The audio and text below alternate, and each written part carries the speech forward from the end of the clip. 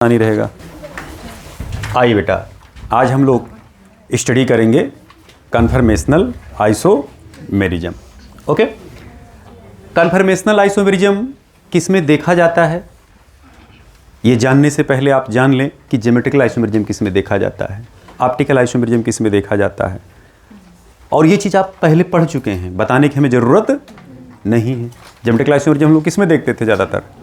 Doubly bonded compound में, जहाँ पर C और C के बीच या तो डबल बॉन्ड होते थे या C और N के बीच डबल बॉन्ड होते थे। बात स्पष्ट? वहाँ पर भी हम लोग रोटेशन कराते थे और यहाँ पर भी रोटेशन कराएंगे।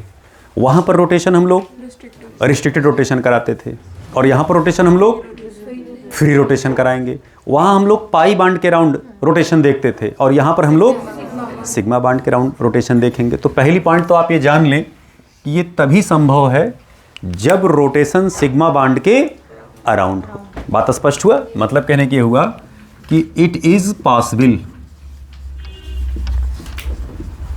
व्हेन फ्री रोटेशन, ऐसे लिख सकते हैं, फ्री रोटेशन अराउंड कौन सा बॉन्ड भैया? Sigma bond. जब सिग्मा बॉन्ड के अराउंड फ्री रोटेशन होगा तभी ये संभव होगा। दूसरी चीज, 3 सिग्मा बॉन्ड कंटिन्यूअस होने जरूरी हैं। इसमें कितने सिग्मा बॉन्ड कंटिन्यूअस होने जरूरी हैं? 3 सिग्मा बॉन्ड। जैसे ये हुआ H, ये हुआ C, ये हुआ C और ये हुआ, चाहे यहाँ C ले लें यहाँ पर H ले लें। ये देखना, sigma bond sigma bond sigma bond, या आप ऐसे कह सकते हैं H C C C sigma sigma sigma. आपके गुरुजी 3 सिग्मा बॉन्ड कंटिन्यूअस होना जरूरी क्यों है? जरा आप हल्का सा समझिए। ये देखना, ये मीथेन है कि प्रोपेन है? इथेन है। जग रहे हैं इसका मतलब सब लोग। क्लियर? हाँ, कुछ लोग जैसे जो बोल दिया गया हाँ उसी हाँ में हाँ मिला दिए, इस टाइप से। अब देखिए यहाँ पर आप क्या करते थे? रोटेशन ही तो कराते थे। बोलिए, हम इसी को थोड़ा सा स्टाइलिश तरीके से बनाते हैं। ऐसे ये हुआ, ये H हुए, ये H हुआ, ये H हुआ, C यहाँ लगा H, यहाँ लगा H, यहाँ लगा H। अब आप ऐसे समझिए, 1 2 3, 1 2 और ये हुआ। इसको ऐसे ना समझिए तो सीधा मान के चलिएगा, मानने में क्या कुछ भी मान सकते हैं। क्लियर? ऐसे देखिए, इसके अराउंड ऐसे लगे हुए हैं। ठीक है, तो आप यहाँ से नहीं देख रहे हैं, आप इस बॉन्ड के अराउंड देख रहे हैं। ठीक, अब इसमें क्या है, ये देखिए पूरा ऐसे रोटेट हो रहा है, तो ऐसे सिग्मा बॉन्ड देखिए रोटेट होता चला जा रहा है ऐसे। तो जितने ज़्यादा रोटेट होगा देखिए फ्री रोटेशन आपको दिख रहा होगा, फट फट फट फट आप रोटेट कराते चले जाइए यहाँ। तो यहाँ कहीं रिस्ट्रिक्शन है नहीं साहब। ये ग्रुप देखिए वहीं पर है, बस खाली बॉन्ड खाली रोटेट हो रहा है। बॉन्ड रोटेट होने की वजह से देखिए सब कुछ चेंज हो रहा है। तो अब अगर मान लीजिए जो बॉन्ड हैं CH वाले बॉन्ड, ये एक दूसरे के ऊपर ऐसे कोइंसाइड करें तो माना जाएगा कि इनके बीच डाइहेड्रल एंगल क्या है? 0 है। आप इनको घुमाते जाइए 1 degree 2 degree 3 degree 4 degree 5 degree 6 degree 7 degree, फिर 7 डिग्री पर आप आएंगे। तो ये जहां पर आप रोटेशन करा रहे हैं बेटा, ये कोइंसाइड है एक दूसरे पर। इनके बीच जो डाइहेड्रल एंगल है वो क्या है? 0 डिग्री है। आप इसी को आप क्या करिए? रोटेट कर दीजिए। तो जब आप ले आएंगे तो एक एक्सट्रीम पोजीशन आपको मिलेगा। ये देखना, इसको हम ऐसे ही रहने दे रहे हैं, इधर वाले को हम रोटेट करा दे रहे हैं। H हुआ और ये C हुआ। बात स्पष्ट? इस वाले को हम लोग बोलते हैं इक्लिप्स्ड और इसको बोलते हैं स्टैगर्ड। बात स्पष्ट हुआ? इक्लिप्स्ड और स्टैगर्ड ये 2 एक्सट्रीम फॉर्म हैं। फिर जब आप रोटेट कराएंगे फिर अपने आप पोजीशन फिर आने शुरू हो जाते हैं। तो ये 60 डिग्री पर है, ये 0 डिग्री पर है। कौन सा डिग्री? डाइहेड्रल एंगल की बात हो रही है। यहाँ पर कोई एंगल चेंज नहीं होता। 109.5 डिग्री यहाँ था, 109.5 डिग्री यहाँ है। न इनका स्ट्रक्चर बदलता है, न इनका बॉन्ड एंगल बदलता है, न इनका बॉन्ड लेंथ बदलता है। अगर सवाल आपसे पूछा जाए कि कन्फर्मेशनल आइसोमेरिज्म में क्या बॉन्ड लेंथ बदलता है, स्ट्रक्चर बदलता है? कुछ नहीं बदलता। अरेंजमेंट भी वैसे ही रहता है, बस खाली सिग्मा बॉन्ड के अराउंड रोटेशन इनका चेंज होता रहता है। ये दोनों एक दूसरे के कन्फर्मर कहलाते हैं। कन्फर्मर क्या कहलाते हैं? कन्फर्मर कहलाते हैं, कन्फर्मेशनल आइसोमेरिज्म कन्फर्मर कहलाते हैं। क्लियर बात? या इन्हीं को चूंकि रोटेशन के द्वारा आइसोमर प्राप्त हुआ है तो इसलिए एक दूसरे को रोटामर कहा जाता है। क्या कहा जाता है? रोटामर कहा जाता है। ध्यान रहे इनके और इनके बीच में, भाई जैसे मान लीजिए आप यहाँ ले गए और 60 डिग्री पर रोटेशन कराए, एक 0 पर हुआ, एक 60 एक्सट्रीम पोजीशन हुआ, तो 0 से 60 के बीच में अगर आप घुमाते जाएं 0.1 angle, 0.1 angle, 0.1 angle, 0.01 angle, 0.01 angle, 0.01 angle, 1 degree, 2 degree, 3 degree, 4, infinites of conformers संभव हैं। अगर सवाल आपसे पूछा जाए कि बताइए कि ईथेन के नंबर्स ऑफ कन्फर्मेशनल आइसोमर्स कितने बनेंगे? इनफाइनाइट बनेंगे। बात स्पष्ट हुआ? इसीलिए जब भी हम लोग नंबर ऑफ आइसोमर्स की काउंटिंग करते हैं तो उसमें कहीं कन्फर्मेशनल आइसोमर को ज्ञात या उसमें ऐड नहीं करते, उसको जोड़ते ही नहीं हैं हम लोग, कंसीडर ही नहीं करते उसको। बात स्पष्ट हुआ? चीज़ें क्लियर हुई? अब सवाल अगर मान लीजिए आपसे पूछा जाए कि भैया जरा बताओ CH4 के कन्फर्मेशनल आइसोमर कितने बनेंगे? पहला इनफाइनाइट, दूसरा 0, तीसरा 2, चौथा नन। तो इसके 0 बनेंगे। कारण क्योंकि 3 कॉन्टिन्यूस सिग्मा बॉन्ड होने चाहिए। देखिए 1, 2 और ये हुआ 3 कॉन्टिन्यूस सिग्मा बॉन्ड होने चाहिए और मिनिमम कम से कम 2 कार्बन होने चाहिए। तो क्या यहाँ पर 2 कार्बन है? नहीं। तो कहने का मतलब ये हुआ कि मीथेन में कन्फर्मर्स पॉसिबल नहीं, कन्फर्मेशनल आइसोमरिज्म पॉसिबल नहीं है। दूसरा सवाल, ये जो रोटेट कर रहे हैं इनको एनर्जी कहाँ से मिल रही है? क्या हम इनको हीट कर रहे हैं? क्या हम इनको उठा के पटक दे रहे हैं? या सॉल्यूशन जिसमें रखा जा रहा है उसको झक झक झक झक झक झक झक सेक कर दे रहे हैं, हिला दे रहे हैं, कहीं ना कहीं से तो एनर्जी इसको मिल रही होगी। बोले तो इसको जो एनर्जी मिल रही है वो रूम टेम्परेचर पर ही इसको एनर्जी मिल जा रही है। मतलब रूम टेम्परेचर ही इतना इसको एनर्जी प्रोवाइड कर दे रहा है कि अपने आप रोटेशन कर रहा है। तो अगर सवाल पूछा जाए कि एनर्जी इनको कहाँ से मिल रही है तो energy available at room temperature. तो इनके लिए जो रोटेशन के लिए रिक्वायर्ड एनर्जी है वो रूम टेम्परेचर पर ही इन्हें प्राप्त हो जा रही है।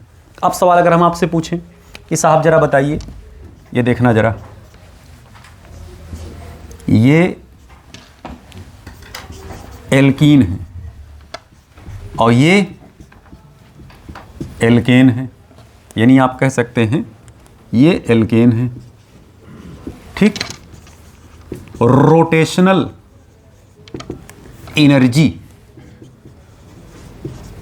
बताइए दोनों में किसकी ज़्यादा किसकी कम होगी? यहाँ रोटेशन रिस्ट्रिक्टेड होगा, ज़्यादा एनर्जी जरूरत पड़ेगी। यहाँ रोटेशन फ्री है, एनर्जी नहीं देना पड़ा, रूम टेम्परेचर ही रिक्वायर्ड है इतनी एनर्जी देने के लिए इसको। तो सवाल अगर आपसे पूछा जाए कि रोटेशन एनर्जी एल्केन की ज़्यादा होती है कि एल्केन की? एल्कीन। तो एल्कीन की रोटेशन एनर्जी एल्केन से ज़्यादा होती है। तो इसको अगर आपके बुकलेट में जो पॉइंट न रहें उनको कहीं से अलग से पॉइंट फटाफट उसको लिखते चलिएगा। बात स्पष्ट हुआ? चीज़ें क्लियर हुई तो उसको भैया बनाते चलिएगा फटाफट। तो 3 बातें इसमें हमेशा ध्यान रखिएगा कन्फर्मेशनल आइसोमेरिज्म में। पहला पॉइंट, इसमें free rotation around sigma bond in 3D space. दूसरा पॉइंट, इसमें 2 एक्सट्रीम कन्फर्मर्स आर फॉर्म्ड। कौन कौन भैया? Eclipsed and staggered form. Clear? तीसरा, 3 continuous sigma bond is required. 3 continuous sigma bond होने चाहिए। चौथा पॉइंट जो इंपॉर्टेंट है कि structure, bond length, bond angle are same या कह सकते हैं आइडेंटिकल इन रोटामर्स। रोटामर्स में बॉन्ड एंगल, बॉन्ड लेंथ और स्ट्रक्चर सब कुछ क्या रहता है? आइडेंटिकल। इन्हें सोचेगा अच्छा पहले सर 0 डिग्री था, अब ये 60 डिग्री हो गया, तो 0 और 60 बॉन्ड एंगल नहीं बदल रहे हैं। वो हम लोग क्या कर रहे हैं, इसको डाइहेड्रल एंगल 0 था, ऐसे ऐसे ऐसे ऐसे बढ़ाते घुमाते चले जा रहे हैं। तो इसको नहीं घुमा रहे, हम लोग क्या कर रहे हैं, इसी का बॉन्ड घुमा रहे हैं, रोटेशन करा रहे हैं। जो सिग्मा बॉन्ड उसी का मुक्त घूर्णन कर रहे हैं, रोटेशन, और उसे अपने आप अराउंड जो लगे हुए हैं एटम्स या मॉलिक्यूल्स क्या कर रहे हैं, अपने आप क्या कर रहे हैं, घूमते चले जा रहे हैं। बात स्पष्ट हुआ?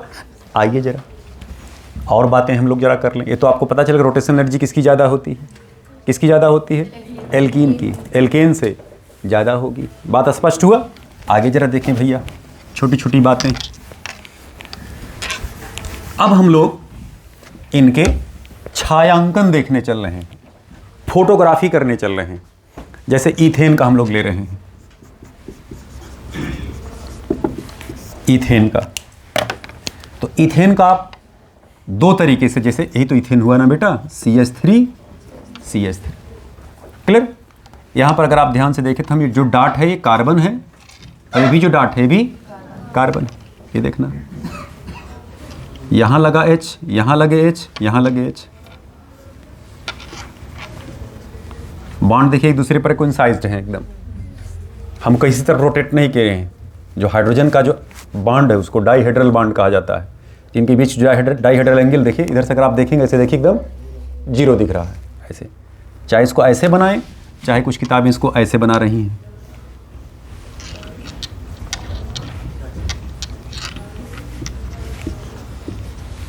दोनों सेम है। बात स्पष्ट हुआ? अब ये जो फोटोग्राफी हम लोग कर रहे हैं, हमारी निगाह इधर से नहीं है, हमारी निगाह ऊपर से, यानी आंख हमारा देखिए यहाँ है।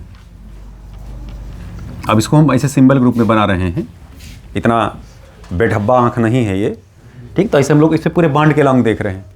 तो जब बांड के लंग आप फोटोग्राफी ऐसे करेंगे, देखिए एक तो ये दिखेगा, दूसरा इसका देखिए ऐसे दिखेगा। जब आप इसको रोटेट करा देंगे, एक्सट्रीम फॉर्म इसका देखिए बन करके आया। डाइहेड्रल एंगल कितना हो गया है? 60 डिग्री। अब इसी का आप ऐसे बना सकते थे, ये देखिए इसको हम ऐसे रहने दिए, और दूसरे वाले क्या कर दिए, इसे घुमा दिए। ये देखिए दोनों दिख रहा है कि नहीं दिख रहा है? इसी का ये भी रूप दोनों सेम है, ये भी रूप दोनों सेम। कुछ किताबों में ऐसे ऐसे बनाया गया है और कुछ किताबों में ऐसे ऐसे बनाया गया है, तो दोनों ही सेम टू सेम है। इस प्रोजेक्शन को कहते हैं, कौन सा प्रोजेक्शन भैया? साहॉर्स प्रोजेक्शन या साहॉर्स फोटोग्राफी। फोटो जब हम बांड के लॉन्ग खींचेंगे। बात स्पष्ट हुआ? न्यूमैन प्रोजेक्शन भी होगा।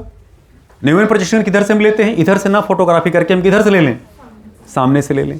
तो जब हम फ्रंट से लेंगे ऐसे, इधर से जब आंख हमारा यहां ना हो करके आंख अगर इधर से होगा, तो अब हमें देखिए डाट दिखाई पड़ेगा, ठीक है? या ऐसे कह रहे हैं अब हम पूरे बांड के लांग ऐसे ताक रहे हैं, क्लियर? अब जैसे ऐसे जब हम देखेंगे, ऐसे देखिए, ऐसे तो गोल गोल दिख रहा है कि नहीं दिख रहा है? बीच में देखिए डाट दिख रहा है, ऐसे गोल गोल पूरा सिलेंडर टाइप ऐसे लंबा से दिख रहा है। या इसको आप बिल्कुल आप ऐसे इसको कह सकते हैं, जैसे बुकलेट है हमारी, इसको आप ऐसे घुमा दीजिए। अब हम पहले हम लोग ऐसे देख रहे थे बांड के लांग, अब हम लोग इधर से देख रहे, पहले बांड के लांग देख रहे थे, अब हम लोग देखिए ऐसे देख रहे हैं इधर से ऐसे। ये पूरी ऐसे हमारी फोटोग्राफी जा रही है, तो हमको गोल गोल दिखाई पड़ेगा, ठीक है? तो हम न्यूमैन प्रोजेक्शन जो बनाते हैं वो देखिए ऐसे बनता है बेटा, इसी का न्यूमैन प्रोजेक्शन बनाने चल रहे हैं। ये जो प्रोजेक्शन हम लोग देखे जस्ट, कौन सा प्रोजेक्शन था ये? साहॉर्स प्रोजेक्शन, क्लियर? अब इसी में देखिए ईथेन का ही हम लोग बनाने चल रहे हैं।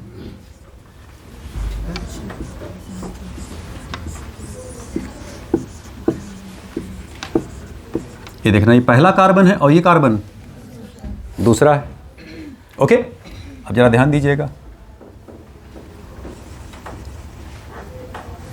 ये पहला कार्बन हमारा डाट से बनता है, और पीछे वाले कार्बन को हम कैसे दिखाते हैं? गोल से। तो जो पहला कार्बन उसके देखिए तीनों एच हम दिखा रहे हैं, एच एच एच, ठीक? इसी जस्ट पीछे ये है, ठीक? तो अब इसको देखिए हम ऐसे दिखा रहे हैं, एच एच एच।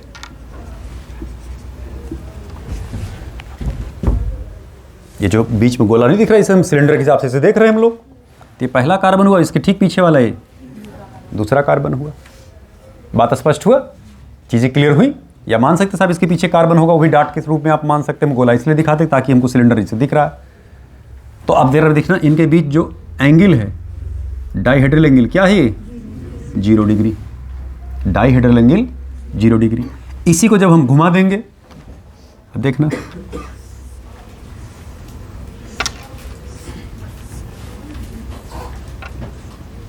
हालांकि बहुत सारी किताबें इसको डॉटेड लाइन से दिखाती हैं, तो हम चलिए डॉटेड लाइन से ही दिखा दे रहे हैं आपको। ये लगा H H H, ये H ये H ये H। अब डाइहेड्रल एंगल कितना हो गया? 60 डिग्री हो गया। बात स्पष्ट हुआ? ये स्टैगर्ड फॉर्म हुआ और ये इक्लिप्स्ड फॉर्म। ये हुआ इक्लिप्स्ड फॉर्म और ये हुआ स्टैगर्ड फॉर्म। इस प्रोजेक्शन को हम लोग कहते हैं न्यूमैन्स प्रोजेक्शन। फोटोग्राफी हुआ, फोटोग्राफी बांड के लॉन्ग और फोटोग्राफी इंड साइड से, छोर से हम लोग देख रहे हैं, फ्रंट से देख रहे हैं। चाहे साहार्स प्रोजेक्शन हो, चाहे न्यूमैन प्रोजेक्शन हो, इन जनरल जान लें स्टैगर्ड फॉर्म की स्टेबिलिटी इक्लिप्स्ड फॉर्म से ज़्यादा होती है। क्यों? क्योंकि ये जो एटम होते हैं, एटम इनका अपना वान डर वाल्स रेडियाई होता है। जितना एटम की साइज होती है उसका 4 टाइम्स उनकी वान डर वाल्स फील्ड होता है। उतने उससे उसका 4 गुना वो वॉल्यूम एक्वायर करते हैं। अभी जब गैसीय स्टेट आपको पढ़ाया जाएगा तो वहाँ पर ये बात बताया जाएगा। तो अब आप ऐसे सोचें, जब इसका 4 टाइम्स वॉल्यूम एक्वायर करेगा, इसका 4 टाइम्स वॉल्यूम एक्वायर करे, तो ये क्या होंगे? एक दूसरे के पास पास होंगे ना। तो जब पास पास होंगे तो क्या होंगे? एक दूसरे को रिपेल करेंगे। तो यहाँ एटम एंडम के बीच, ग्रुप के बीच रिपल्सन ज़्यादा है। अब यहाँ जरा बताइए, ये दूर हो गए ना बेटा। अब ये भाई जब आप इसको ऐसे लिए, अब आप इसे घुमा दिए ऐसे आप, और जो ग्रुप दूर दूर हो गए तो रिपल्सन घटी कि नहीं घटी? बोले तो रिपल्सन घट गया बेटा। रिपल्सन जब घटा तो स्टेबिलिटी क्या हो गई? बढ़ गई। तो इसीलिए कभी भी अगर हमसे पूछा जाए भैया जरा बताओ स्टेबिलिटी किसकी ज़्यादा होगी, तो स्टैगर्ड की, ब्लू से लिखते हैं थोड़ा साफ साफ दिखे, स्टैगर्ड की स्टेबिलिटी इक्लिप्स्ड से हमेशा ज़्यादा हो। सबको ये बात पता है कि एनर्जी इनवर्सली प्रोपोर्शनल टू किसके होता है? स्टेबिलिटी के। तो अगर हम एनर्जी की बात करें तो स्टैगर्ड की एनर्जी कम होगी और इक्लिप्स्ड की ज़्यादा होगी। बात स्पष्ट हुआ? भाई स्टैगर्ड की एनर्जी कम, इक्लिप्स्ड की एनर्जी ज़्यादा। ये जो हम लोग उदाहरण पेश कर रहे हैं या जो एग्जाम्पल्स देख रहे हैं, किस में देख रहे हैं? ईथेन के केस में देख रहे हैं। और ये एकदम दिमाग में बैठा लें, हर 60 डिग्री घुमाने पर इक्लिप्स्ड स्टैगर्ड में, स्टैगर्ड इक्लिप्स्ड में, इक्लिप्स्ड स्टैगर्ड में, स्टैगर्ड इक्लिप्स्ड में, बदलता चला जाएगा इसे। यानी आप कह सकते हैं कि इक्लिप्स्ड में और स्टैगर्ड में रोटेशन कितने डिग्री पर संभव है? 60 डिग्री पर। बात स्पष्ट हुआ? ये इक्लिप्स्ड हुए, स्टैगर्ड हुए, स्टैगर्ड हुए, इक्लिप्स्ड हुए। ये ज़्यादा स्टेबल, ये कम स्टेबल। ये नहीं कह सकते हैं कि किसी भी एल्केन की जो स्टेबिलिटी हम लोग चेक करते हैं वो रोटेशन करा करा करके भी चेक कर सकते हैं। बात स्पष्ट हुआ? तो ये छोटा सा सिंपलेस्ट एग्जाम्पल कन्फर्मर का था, रोटामर का था। कौन सा? ईथेन। अब हम लोग प्रोपेन लेने चल रहे हैं, प्रोपेन देखने चल रहे हैं। प्रोपेन में हम लोग क्या करेंगे? जैसे यहाँ पर HH था ना, तो यहाँ पर हम क्या कर दे रहे हैं? अपनी तरफ से एक CH3 और बढ़ा दे रहे हैं। ये देखना, 1 कार्बन, 2 कार्बन, 3 कार्बन हुआ ना। तो ये इसका इक्लिप्स्ड फॉर्म हुआ। इसी का देखिए ये स्टैगर्ड फॉर्म बन सकता था ऐसे।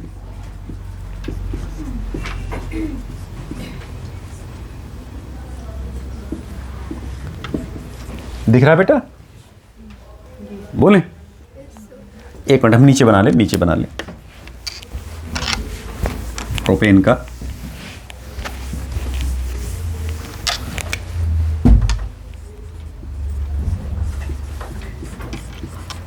ये तो प्रोपेन है। अब इनका हम एक्लिप्स फॉर्म बनाने चल रहे हैं साहॉर्स प्रोजेक्शन में।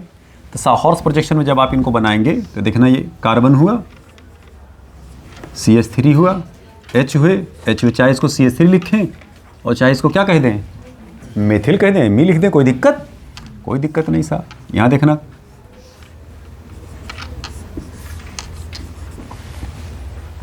ये स्टेगार्ड है कि एक्लिप्स्ड है? एक्लिप्स्ड हुआ, इसी का स्टेगार्ड आप बना सकते थे।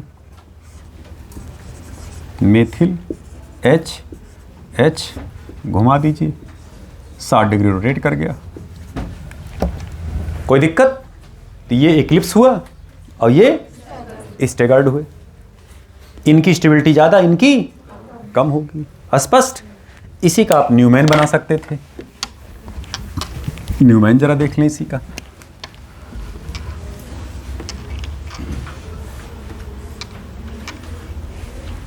ये देखना, पहला कार्बन हुआ, मेथिल लगा, यहाँ H, यहाँ H। ये देखना पीछे वाले कार्बन हुए। चलिए इसको हम कंटिन्यूअस लाइन से ही दिखा दे रहे हैं। H। अब कार्बन गिनिए, चाहे Me लगा दीजिए और चाहे CH3 लगा दीजिए। थोड़ा दिखता है CH3 लिखने पर, कार्बन दिखता है तो अच्छा लगता है थोड़ा देखने पर। देखना 1, 2 और इसके पीछे 3 कार्बन। प्रोपेन है। ये कौन सा फार्म इसका है? Staggered form. इसी का एक्लिप्स फार्म आप बना सकते थे। ये देखिए,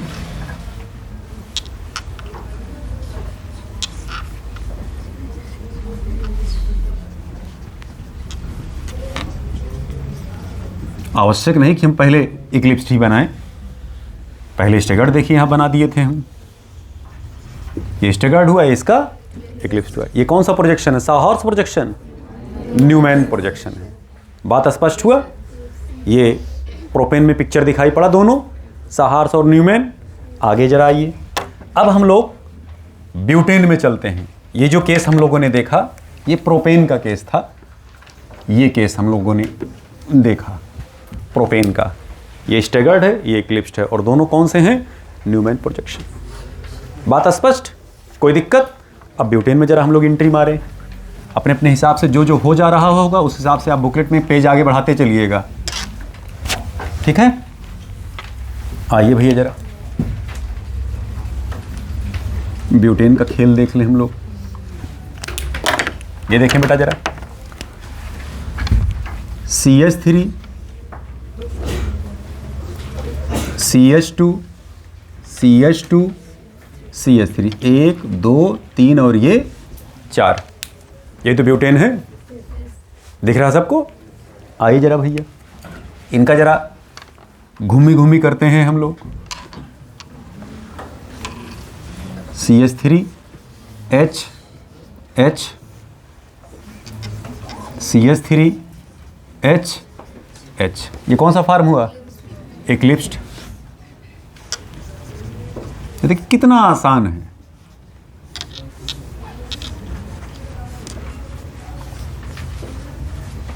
ये कौन सा हुआ इसका? स्टेगर्ड। ये जो दोनों प्रोजेक्शन बने हैं, फोटोग्राफी हुई है, इसे कौन सी फोटोग्राफी कहा जाएगा? साहॉर्स प्रोजेक्शन। क्लियर बात? ये साहॉर्स प्रोजेक्शन हुआ, ये इसका साहॉर्स प्रोजेक्शन हुआ। इसी का हम लोग अब न्यूमैन प्रोजेक्शन देखने चल रहे हैं। ओके, तो किताबें अलग अलग तरीके से प्रेजेंटेशन करती हैं, इसका जरा दर्शन करिए एक तरफ से भैया। बैठा दें इसको बेटा। कुछ पूछना किसी को? कुछ नहीं पूछना। आइए भैया आगे चलिए। ब्यूटेन का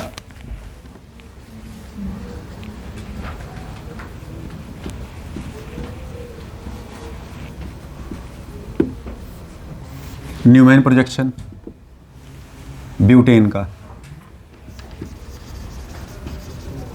किसका देखने चल रहे भैया? ब्यूटेन का। जिस भी कंडीशन में हमें प्रोवाइड किया जाएगा, हम उसको मान के चलने का हमको वहीं से रोटेशन कराना है। इक्लिप्स ज्यादा स्टेबल होता है कि स्टेगर्ड? हम स्टेगर्ड को पकड़े, स्टेगर्ड हमको मिला। ये देखना,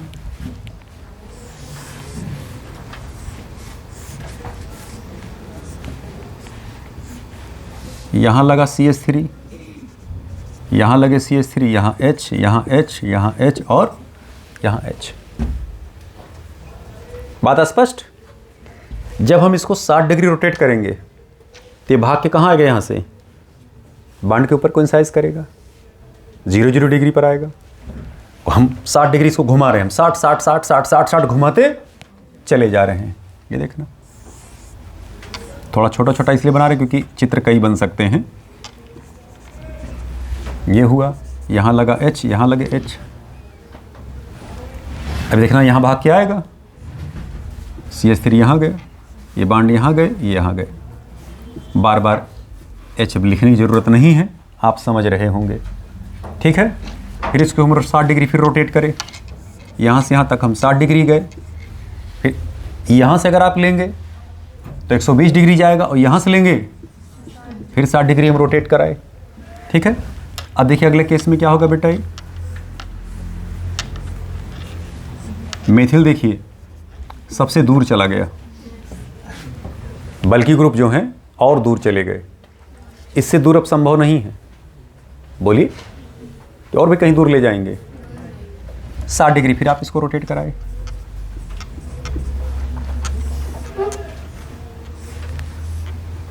ये पहला वाला कार्बन है और गोल वाले को हम दूसरा कार्बन मान के चलते हैं पीछे। फिर जब घूमेगा देखना CH3 यहाँ आया, ये सब HH लगे हुए हैं। ठीक है, फिर आप 60 डिग्री रोटेट कराएंगे। दिख रहा है बेटा? ये देखना, 1 2 3 4, अब ये देखिए 5वां।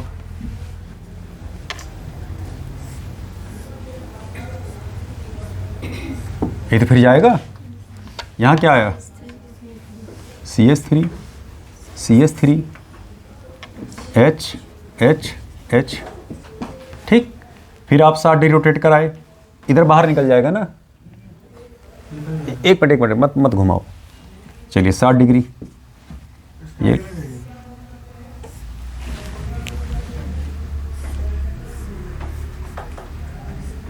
गया बेटा। CH3 यहाँ, CH3 यहाँ, H H H और ये H। कोई दिक्कत, कोई समस्या? अब यहाँ देखना, बल्कि ग्रुप एकदम बिल्कुल खोपड़िए पे आ गए हैं, एक दूसरे के पास आ गए हैं। तो आप देख रहे होंगे सबसे ज़्यादा रिपल्सन कहाँ होगा और सबसे मिनिमम रिपल्सन कहाँ होगा? यहाँ पर होगा। बात स्पष्ट हुआ? तो अब हम इनके नंबर्स डाल दे रहे हैं। ये पहला हुआ, ये दूसरा हुआ, ये तीसरा हुआ, ये चौथा हुआ, ये 5वें हुए और ये 6वें हुए। बात स्पष्ट हुआ? अब जरा ध्यान से देखें, 1 नंबर, 3 नंबर और 5 नंबर, ये तीनों कौन से फार्म हैं? स्टेगर्ड फार्म है। यहीं पर 2 नंबर, 4 नंबर और 6 नंबर, ये कौन से फार्म हैं? इक्लिप्स्ड फार्म है। बल्कि इनको ऐसे इधर लिख देते हैं, स्टेगर्ड हुए, इक्लिप्स्ड हुए। समझिए बात? ध्यान दीजिएगा, अगर इक्लिप्स्ड को और स्टेगर्ड को इन दोनों के अंदर हम और एंट्री करें और इसको एनालाइज करें और इसके अंदर झांकें, तो स्टेगर्ड में ही 2 फार्म आपको मिलेंगे। एक बहुत ज़्यादा स्टेबल स्टेगर्ड का, एक लेस स्टेबल। तो more stable staggered, less stable staggered. Less stable staggered को हम गाउचे या स्क्यू फार्म कहते हैं और मोर स्टेबल स्टेगर्ड को हम एंटी फार्म कहते हैं। तो अब इन तीनों में अगर देखा जाए तो 5 नंबर ज़्यादा स्टेबल था। सॉरी 3 नंबर ज़्यादा, ये वाला स्टेबल होगा, ये 3 नंबर, 5 नंबर हम वहाँ भाग गए। और 1 नंबर और 5 नंबर देखें, दोनों सेम हैं। तो बहुत सारी किताबें 2 नहीं बनाती हैं, वो एक ही बनाती हैं। भाई 60 डिग्री चाहे इधर लो और चाहे इधर लो। तो 1 नंबर और 5 नंबर दोनों सेम है, आइडेंटिकल है।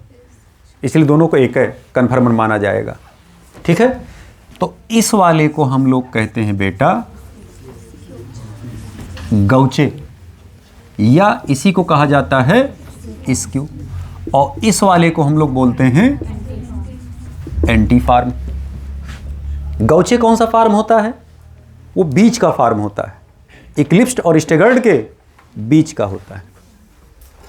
इसकी स्टेबिलिटी इक्लिप्स से ज़्यादा होती है और स्टेगर्ड में एंटी वाले से क्या होती है?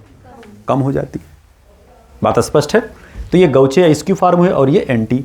तो मोस्ट स्टेबल स्टेगर्ड फार्म को एंटी और लेस स्टेबल स्टेगर्ड फार्म को गौचे या इस्क्यू कहते हैं। ये अलग बात है कि यहाँ पर स्ट्रक्चर आप जिस कंपाउंड का लेकर के चल रहे हैं उसके अकॉर्डिंग एंटी की स्टेबिलिटी ज़्यादा, गौचे की कम है। लेकिन अभी आप कई एग्जाम्पल ऐसे देखेंगे जिसमें गौचे की स्टेबिलिटी एंटी से ज़्यादा निकल करके आएगी। हाँ, हाइड्रोजन बॉन्डिंग हो या उनके बीच इंटरमॉलिक्यूलर अट्रैक्शन हो, वान डेर वाल्स फोर्सेज हो, डाइपोल डाइपोल अट्रैक्शन हो, उसको गौचे इफेक्ट कहा जाता है। क्या कहा जाता है? गौचे इफेक्ट। तो अभी गौचे इफेक्ट वगैरह की बात हम लोग डिस्कस करेंगे अभी थोड़ी देर के बाद। पहले हम लोग इसका पूरा पोस्टमार्टम कर लेते हैं ब्यूटेन के केस का, फिर आगे बढ़ते हैं। तो बात स्पष्ट हुआ। इसी में अगर आप देखें, इसको भी अगर आप तोड़ें भैया, अब देखना इसमें बहुत कम स्टेबल फार्म कौन सा होगा, मतलब सबसे ज़्यादा अनस्टेबल वाला कौन सा होगा? 6th वाला होगा। और इनमें थोड़ा ज़्यादा स्टेबल कौन होगा? अगर आप देखें 2 और 4 नंबर, तो 2 नंबर और 4 नंबर, हालांकि दोनों अगर आप ध्यान से देखें ये 2 नंबर हैं और 4 नंबर, तो दोनों सेम हैं, इसलिए इसको एक कहा जाएगा। 2 हम भले बना दिए लेकिन वो एक ही माने जाएंगे। बात स्पष्ट हुआ। इन्हें कहा जाता है पार्शियली इक्लिप्स्ड, और जो 6 नंबर है इसे कहा जाता है फुल्ली इक्लिप्स्ड। तो अब अगर आप देखें तो 1, 2, 3 और ये 4 ही टाइप के तो कन्फर्मेशनल स्टेट बने, 4 ही अवस्थाएं तो आपको प्राप्त हो रही हैं। ये जो कन्फर्मर्स हम बना रहे हैं, रोटामर जो बना रहे हैं, और इन चारों में अगर आप स्टेबिलिटी देखेंगे तो स्टेबिलिटी का जो ऑर्डर होगा सबसे ज़्यादा किसका होगा? एंटी का। उसके बाद किसका होगा? गौचे का। फिर उसके बाद किसके होगा? पार्शियली इक्लिप्स्ड का। और फिर सबसे कम किसका होगा भैया? फुल्ली इक्लिप्स्ड का। तो हम इसके शॉर्टकट के नाम डाल दें ऐसे, इसके में लिख दे रहे हैं ए, इसको लिख दे रहे हैं जी, इसको ले रहे हैं पी ई, इसको लिख दे रहे हैं एफ ई। क्योंकि हमारे पास जगह कम है इसलिए हम शॉर्टकट में लिख रहे हैं। तो सबसे ज़्यादा ए का हुआ, फिर जी का हुआ, फिर पी ई का हुआ, और फिर उसके बाद एफ ई का हुआ। ये स्टेबिलिटी का आर्डर निकल करके आएगा। तो एंटी फार्म का सबसे ज़्यादा स्टेबिलिटी, गौचे का उसके आपके बुकलेट में बना हुआ है सब पूरा सही से, गौचे फार्म का उससे कम, फिर पार्शियली इक्लिप्स्ड का उससे कम, और फुल्ली इक्लिप्स्ड का सबसे कम। अगर आप इनके स्टेबिलिटी का ये आर्डर निकालेंगे तो इनके एनर्जी का जस्ट ही उल्टा हो जाएगा, क्योंकि energy inversely proportional to stability के। बात स्पष्ट। इनका अगर आप पोटेंशियल एनर्जी और डाईहेड्रल एंगल का अगर आप ग्राफ प्लाट करें, रोटेशन आप कराते जा रहे हैं, एंगल ऑफ रोटेशन जिसको आप कह सकते हैं, या कह सकते हैं डाईहेड्रल एंगल में अगर आप ग्राफ प्लाट करें तो ग्राफ देखिए इस टाइप से निकल करके आएगा। अब हमारे पास जगह ही है नहीं, हम कहाँ बनाएं? चलिए यहीं में हम ज़बरदस्ती घुसेड़ने की कोशिश कर रहे हैं। देख लें, दिख तो रहा ना सबको? अबे हमको जगह ही नहीं मिल पाएगा ठीक से, हम बना नहीं पाएंगे यहाँ। तो फिगर तो मिटा ही दें इसको।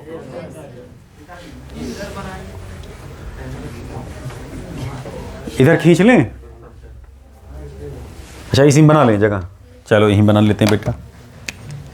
फोटोग्राफर महोदय हमसे कह रहे हैं भाई यहीं बना लो, तो यहीं बना लेते हैं। ये एंगल ऑफ रोटेशन इधर है, लिख नहीं पा रहे हैं, चलिए यहाँ लिख देते हैं। चाहे कह सकते हैं डाईहेड्रल एंगल और चाहे कह सकते हैं एंगल ऑफ रोटेशन।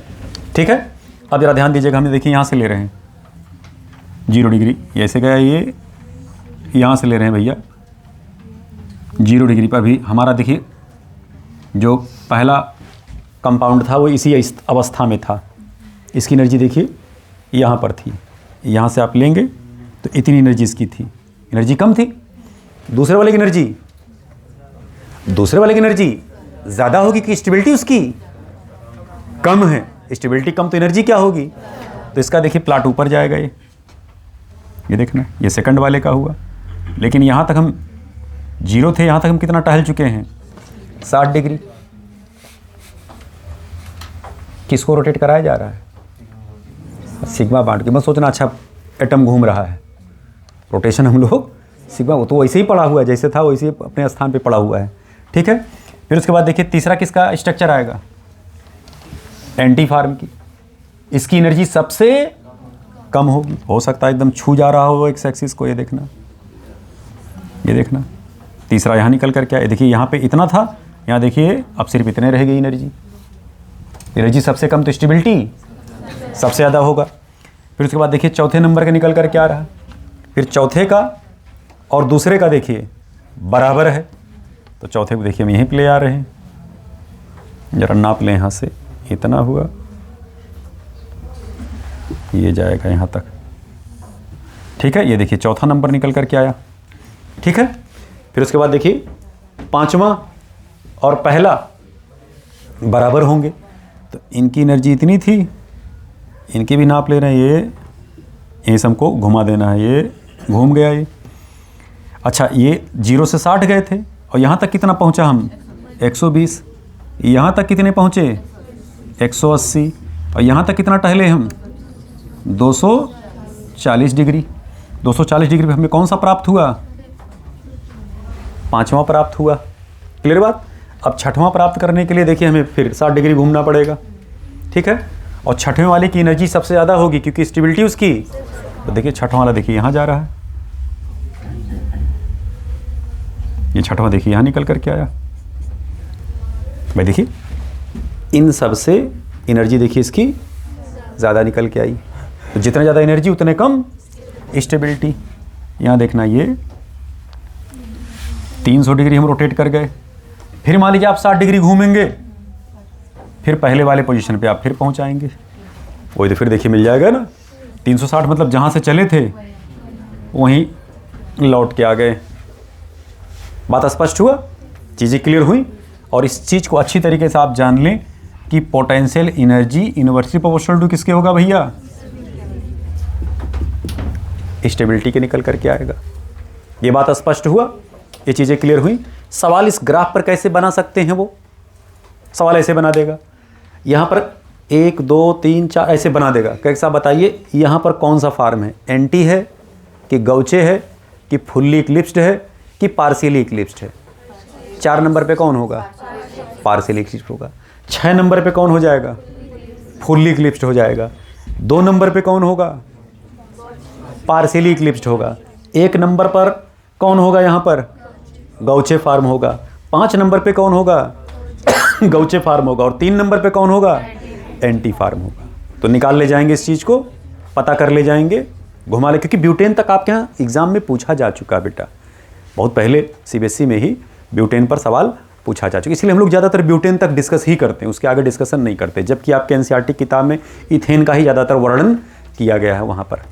बात स्पष्ट हुआ? बुकलेट में आपके इस पॉइंट को जरूर मेंशन कर लीजिएगा कि structure, bond angle, bond length सब कुछ आइडेंटिकल होता है। रोटामर में पहले पेज पर जो चौथा पॉइंट था उस चीज़ को अंडरलाइन कर लीजिएगा। पहले पेज पर चौथा पॉइंट जो था, लास्ट वाला पॉइंट कर ली, उसको ना अंडरलाइन कर लीजिएगा। इस पर सवाल पूछा जा चुका है बेटा, अभी आगे असाइनमेंट में क्वेश्चंस डले हुए हैं, दिखे हुए हैं। ये बात स्पष्ट हुआ भाई? यहाँ तक चीज़ें क्लियर हुई, स्पष्ट हुई? आइए जरा हम लोग थोड़ा सा और अंदर एंट्री मारते हैं, गौचे इफेक्ट वगैरह जरा देख लेते हैं। बात स्पष्ट? मिटाएं इसको।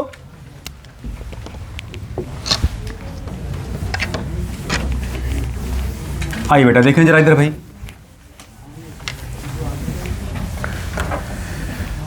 इधर देखें बेटा, ये पहला कार्बन हुआ, ये पीछे का कार्बन हुआ।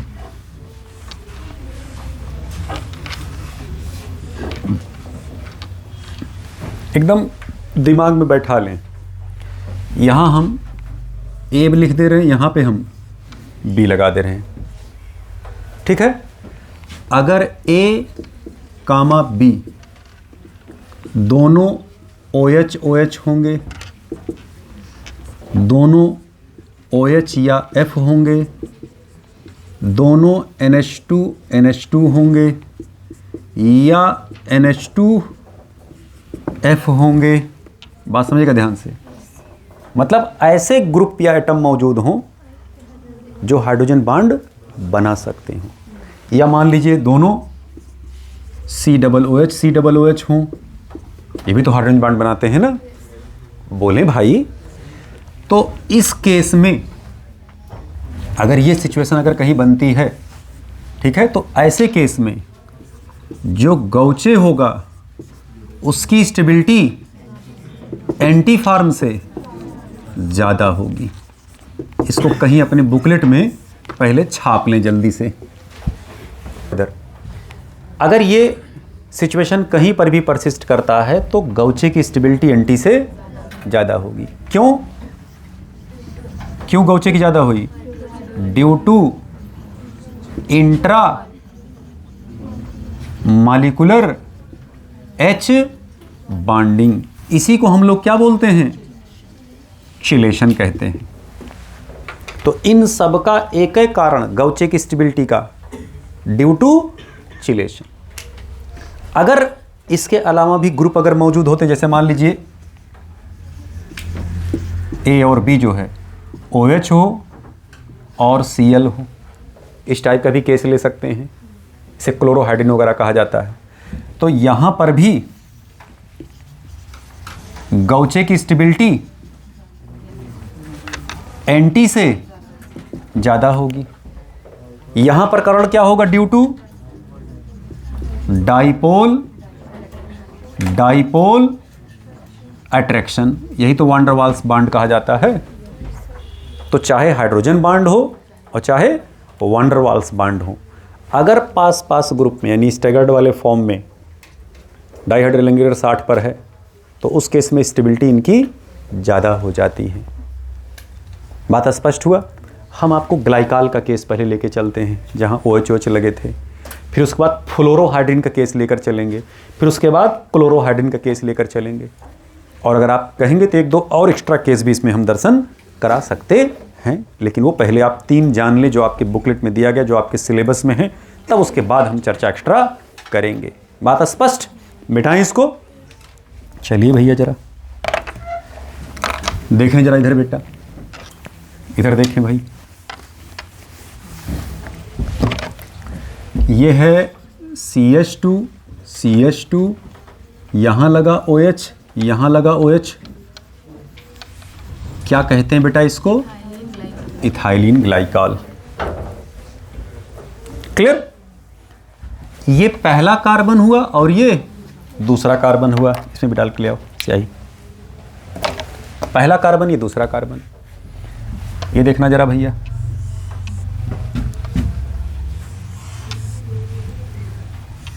स्याही पड़ा, कुछ असर नहीं किया इसमें।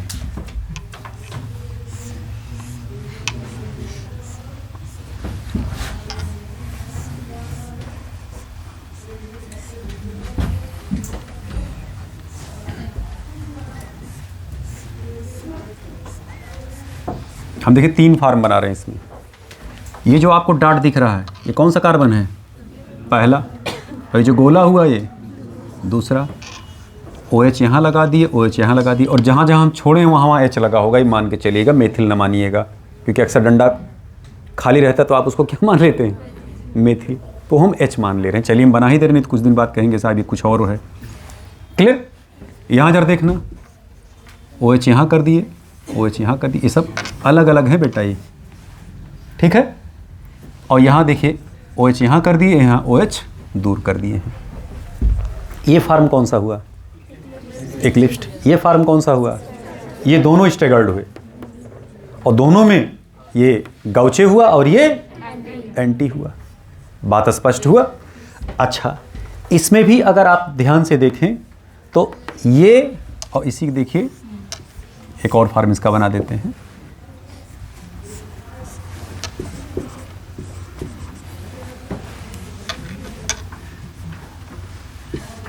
OH यहाँ लगा दे रहे हैं, ठीक है। ये हुआ ना? ये दोनों इक्लिप्स्ड फार्म हुए और ये दोनों स्टैगर्ड फॉर्म है। इतना तो सबको पता है कि जो स्टैगर्ड है उसकी स्टेबिलिटी इन दोनों से ज़्यादा होगी। 4 फॉर्म बने, हम आपके बुकलेट में तो खाली 2 ही दिखाए हैं जो स्टेबिलिटी की है, लेकिन हम 2 इसलिए और दिखा दे रहे हैं क्योंकि एथिलीन ग्लाइकॉल पर सवाल पूछा जा चुका है, इसलिए हम इसके चारों स्ट्रक्चर आपको दर्शन करा दे रहे हैं। पढ़ाते समय चारों दिखा देंगे, जो कोर्स में वो उतने खाली बुकलेट में रहेगा, ध्यान दीजिएगा। अगर OH यहाँ पास पास है तो ज़रा बताइए, 1 नंबर हुआ, 2 नंबर हुआ, ये 3 नंबर हुए और ये 4 नंबर हुए। सबसे ज़्यादा स्टेबल फॉर्म चारों में कौन सा है? थर्ड वाला होगा। क्यों भैया? यहाँ हाइड्रोजन, क्लियर बात, यहाँ हाइड्रोजन बॉन्डिंग H, इसके H से, इसके O से, क्योंकि यहाँ पार्शियल पॉजिटिव, यहाँ पार्शियल नेगेटिव। आप सोच रहे होंगे सर जी जब OH एकदम पास में था तो यहाँ तो और बढ़िया हाइड्रोजन बॉन्ड बनना था। नहीं साहब, कोई भी आकर्षण, कोई भी प्रतिकर्षण या कोई भी मोह माया और सम्मोहन तब तक है जब तक हमारा शरीर कहीं दबे उबे ना। समझ रहे बात? अब कोई मान लीजिए आपको आलिंगन करना चाह रहा है, कस के एकदम पकड़ लिया तो अब छोड़ हट, दूर से भैया, दूर से गले वले मिल रहा था आदमी, दूर से मिले तब तो चलो ठीक है। एकदम सटी गया जा करके तो आदमी क्या कर देता, उसको दूर कर देता है। तो यहाँ पर क्या है भाई, इनका 4 टाइम्स इनका वांडरवाल्स वॉल्यूम होगा, जितना इनका साइज इनका 4 टाइम्स वांडरवाल्स वॉल्यूम होगा। भाई ऑक्सीजन का अपना वांडरवाल्स रेडियाई, हाइड्रोजन का अपना वांडरवाल्स रेडियाई, तो दोनों में रिपल्सन सबसे ढकेल देंगे एकदम पूरा। तो जब थोड़ा दूरी पे आएंगे यहाँ, तब यहाँ आकर के दूर से कनेक्शन चालू करेंगे। यहाँ पे क्या बनाए, क्या हुआ ये? चिलेशन। इसी को तो आप इंट्रामॉलिक्यूलर हाइड्रोजन बॉन्डिंग कह रहे हैं। बोलिए, चिलेशन हुआ यहाँ पर। क्या यहाँ पे चिलेशन है? नहीं साहब। जबकि देखा जाए तो OH और OH बिल्कुल दूर हैं, रिपल्सन सबसे मिनिमम होगा, स्टेरिक रिपल्सन सबसे मिनिमम होगा, स्टेबिलिटी सबसे ज़्यादा एंटी का निकल के आना चाहिए था, लेकिन स्टेबिलिटी सबसे ज़्यादा किसकी हुई? थर्ड की। ये कौन सा फार्म भैया?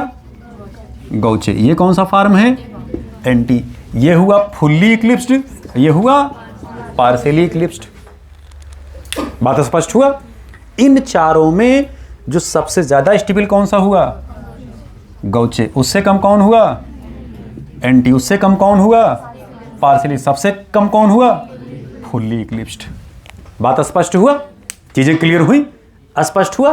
तो यहां इस इफेक्ट को कहा जाता है गौचे इफेक्ट। गौचे इफेक्ट। बात स्पष्ट हुआ? इसी को गौचे इफेक्ट कहा जाता है। अब हम इसी को बार बार हम 2-3 केस बदल बदल करके आपको स्टेबिलिटी के दर्शन करा देते हैं भैया। तो अब इसको मिटा दे रहे हैं इधर का, ये दोनों केस दर्शन कराते हैं हम आपको। ये देखें भैया जरा, अब हम यहाँ क्या ले ले रहे हैं बेटा? 1 से OH हटा करके यहाँ क्या लगा दे रहे हैं? F लगा दे रहे हैं। अब ये ग्लाइकॉल नहीं रह गया, अब एक जनरल नाम इसको बोलते हैं फ्लोरोहाइड्रिन कहा जाता है। यहाँ क्या लग गया? F लग गया। तो हाइड्रोजन बॉन्डिंग तो अभी भी तो हो रहा है, यहाँ लग गया क्या? F। इसकी स्टेबिलिटी ज़्यादा, इसकी कम। स्पष्ट हुई बातें? चीज़ें क्लियर हुई भैया? चीज़ें स्पष्ट हुई? अब यहीं पर अगर मान लीजिए हम F हटा करके Cl लगा दें, अब इसको हम क्या कहेंगे? क्लोरोहाइड्रिन। कंपाउंड में जब अब हाइड्रोक्सिल ग्रुप और क्लोरो ग्रुप दोनों हो तो क्लोरोहाइड्रिन, फ्लोरो और हाइड्रोक्सिल ग्रुप हो तो उसे हाइलो और हाइड्रिन हो तो उसे नहीं, हाइलो और हाइड्रोक्सिल हो तो उसे हाइलोहाइड्रिन कहा जाता है। तो हाइलोहाइड्रिन के सब कैटेगरी है बेटा, क्लियर? यहाँ हम लगा दिए Cl। तो अब जरा बताइए, क्या यहाँ पर इंट्रामॉलिक्यूलर H बॉन्डिंग संभव है? नहीं साहब। यहाँ देखना, हम Cl लगा दिए। अब यहाँ पर अट्रैक्शन है तो, लेकिन इंट्रामॉलिक्यूलर हाइड्रोजन बॉन्डिंग की वजह से नहीं, डाइपोल डाइपोल अट्रैक्शन की वजह से। यहाँ पर देखिए, ये OH है, ये पार्शियल पॉजिटिव पार्शियल नेगेटिव, इस पर क्या है? Partial negative. तो डाइपोल डाइपोल क्या हुआ? Attraction. This is chlorohydrin. Gauche form chlorohydrin का थोड़ा सा एंटी फार्म से ज़्यादा, बहुत ज़्यादा नहीं होता है, बहुत थोड़ा। जबकि अगर इंट्रामॉलिक्यूलर हाइड्रोजन बॉन्डिंग होता तो वहाँ स्टेबिलिटी बहुत ज़्यादा बढ़ जाती, क्योंकि उसकी एनर्जी ज़्यादा होती है। इनके से अगर देखा जाए तो बात स्पष्ट हुआ? यहाँ पर कारण क्या निकल करके आया? Due to dipole dipole attraction. तो ये 3 केस आपके बुकलेट में दिए गए। 1-2 केस हम आपको और दर्शन कराते हैं। सवाल ऐसे करके पूछा गया है।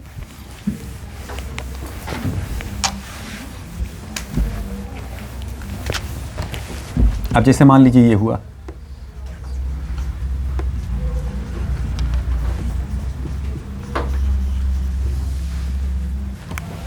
कौन सा एसिड है? अरे ट्रिवियल सिस्टम में नाम पढ़ाया गया था लायकदार। मैलिक एसिड है कि सक्सीनिक एसिड है कि फ्यूमेरिक एसिड है? कौन से एसिड है? मैलिक एसिड है। वाह बेटा वाह, मौज कर दी। ये कौन सा एसिड है? मतलब ये भी मैलिक एसिड, ये भी मैलिक एसिड, दोनों मैल हम पहुंचा दे रहे हो। बोलिए बेटा, ये मैलिक एसिड हुआ और ये सक्सीनिक एसिड हुआ। बात खोपड़ी में जा रही, इतना जल्दी सब साफ हो जा रहा है बेटा। सांसें सक्सीनिक और सांसें साफ। क्लियर? आइए जरा आगे आइए। ये सक्सीनिक एसिड है। नियमतः अगर देखा जाए तो ये भी तो गौचे स्क्यू सब बनाएंगे, कारण क्योंकि यहाँ क्या है, सिग्मा बॉन्ड के राउंड हम रोटेशन करा रहे हैं। बात स्पष्ट? तो अब जरा ध्यान दीजिएगा, ये CH2 CH2 COOH COOH। अब इसमें देखिए हम दो कैटेगरी निकाल रहे हैं। इधर देखना जरा, अगर आप इसको pH मोर देन 7 ले लें और pH लेस देन 7 ले लें, यानी मीडियम कैसा ले लें, बेसिक, और यहाँ मीडियम कैसा ले लें, एसिडिक। तो अगर बेसिक मीडियम में आप आएंगे और एसिडिक मीडियम में अगर आप आएंगे तो दोनों में स्टेबिलिटी गौचे और एंटी का इनका क्या होगा, बदल जाएगा। COOH जैसे ये है, COOH वैसे अगर ये रहेगा तभी आपस में हाइड्रोजन बॉन्डिंग की संभावना होगी। HH जब रहेंगे, जरा ध्यान दीजिए, जब मीडियम बेसिक होगा तो क्या इसका H यहाँ रह जाएगा, निकल के भाग जाएगा? इसका भी H निकल के भाग जाएगा, क्योंकि मीडियम में बेस मिल गया। OH आयन इसके H को क्या कर लेगा, ट्रैप कर लेगा। अगर आप NaOH लगाते तो अब देखिए यहाँ ग्रुप क्या बन करके आ जाएगा, CH2 COO minus COO minus. या अगर मान लीजिए आप NaOH लेके चल रहे तो यहाँ Na लग जाएगा, यहाँ Na लग जाएगा, आयनिक कंपाउंड बन जाएगा। सोडियम कहीं और टहल रहा होगा, एनायन कहीं और घूम फिर रहा होगा। फोटो खिंचवाने के टाइम दोनों साथ में अपना आ जाएंगे, साथ में अपना खड़े हुए फोटो खिंचवा लिए। ये हुआ सक्सीनेट आयन बना।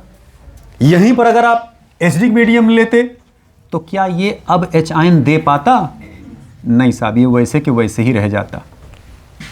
तो जब मीडियम एसिडिक होगा तब दोनों COOH ग्रुप अपना इंटैक्ट बने रहेंगे, तब हाइड्रोजन बॉन्ड की संभावना डेवलप हो सकती है। बात स्पष्ट हुआ? तब यहां पर गौचे की स्टेबिलिटी एंटी से ज़्यादा होगी, लेकिन अगर आप इस फॉर्म में जाएंगे तो यहां पर एंटी की स्टेबिलिटी गौचे से ज़्यादा होगी। मतलब कहने क्या हुआ कि ऐसा नहीं है कि सदैव न्यूट्रल मीडियम में ही सारा खेल हो रहा है। अगर आप मीडियम बदलते हैं तो गौचे और एंटी की स्टेबिलिटी का कारण अलग अलग हो जाएगा और उनकी स्टेबिलिटी भी बदल जाएगी। ऐसे ही आप और एग्जाम्पल ले सकते थे, जैसे CH2 हुआ, यहाँ NH2 लगा दें, यहाँ NH2 लगा दें। अब जरा इधर आ जाएं, अगर मीडियम को एसिडिक रखेंगे तो मीडियम जब एसिडिक रखेंगे तो करेगा क्या, बेस है ना बेटा ये, तो मीडियम से एच आयन को क्या कर लेगा, ये ट्रैप कर लेगा। तो जब ये ट्रैप कर लेगा तो ये कैटायन के रूप में कन्वर्ट हो जाएगा। CH2 NH3 प्लस, ये हो गया NH3 प्लस। अब हाइड्रोजन बनाने लायक के नहीं रह गए ये बेटा, कंप्लीट हो गया इनका सब कुछ। और जब आप इनको बेसिक मीडियम में लेंगे तब ये H तो ले नहीं सकते, क्योंकि मीडियम में H है ही नहीं, OH है। OH है, देखना OH आयन को क्या ट्रैप कर पाएगा, नहीं साहब। तो अब इंटैक्ट इसका ग्रुप ऐसे ही पड़ा रहेगा जैसे है। तब उस केस में जब ये अपना ग्रुप ऐसे ही बनाए रखेंगे तो अब इनके बीच क्या हो सकता है, हाइड्रोजन बॉन्ड हो सकता है, हाइड्रोजन बॉन्डिंग हो सकती है। तब इनके गौचे की स्टेबिलिटी इनके एंटी से ज़्यादा होगा। ये देखना, गौचे की स्टेबिलिटी इनके एंटी से ज़्यादा हो गया। लेकिन इस केस में अगर आप लेंगे तो एंटी की स्टेबिलिटी गौचे से ज़्यादा होगा। ये जो इतना केस हम आपको बता रहे हैं, ये एक्स्ट्रा बता रहे हैं आपको, जितना आपके कोर्स में था उससे थोड़ा सा हम बियॉन्ड इसलिए जा रहे हैं क्योंकि हो सकता है भाई सक्सीनिक एसिड आपके किताब में दिया ही गया है, नाम आप सुने ही हैं सक्सीनिक एसिड का, और उस हिसाब से दे देगा। ऐसा अगर मान लो मीडियम एसिडिक होगा तब बताओ गौचे की स्टेबिलिटी ज़्यादा हो कि एंटी का? तो नचा सकता है, क्योंकि ग्लाइकाल तक सवाल आपके यहाँ पूछे जा चुके हैं। मीडियम खट से बदलवा देगा। आप ये भी नहीं कह पाओगे नहीं हमको तो पीएच नहीं पढ़ाया गया था, वो pH more than 7, pH less than 7 करके सवाल आपको प्रोवाइड कर सकता है। तो इसको जल्दी से पहले आप कहीं अपने कॉपी में जो आप लाए होंगे उसमें आप पहले बना लीजिए फट से भैया। आइए हम लोग थोड़ा सा और आगे चलते हैं। जैसे अगर हम आपसे सवाल पूछें कि भैया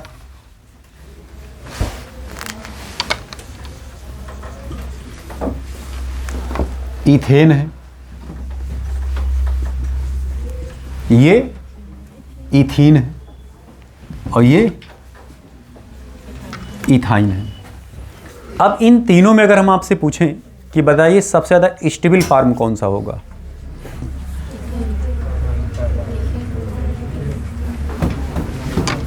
चलिए इसको हम थोड़ा सा ऐसे बना दें।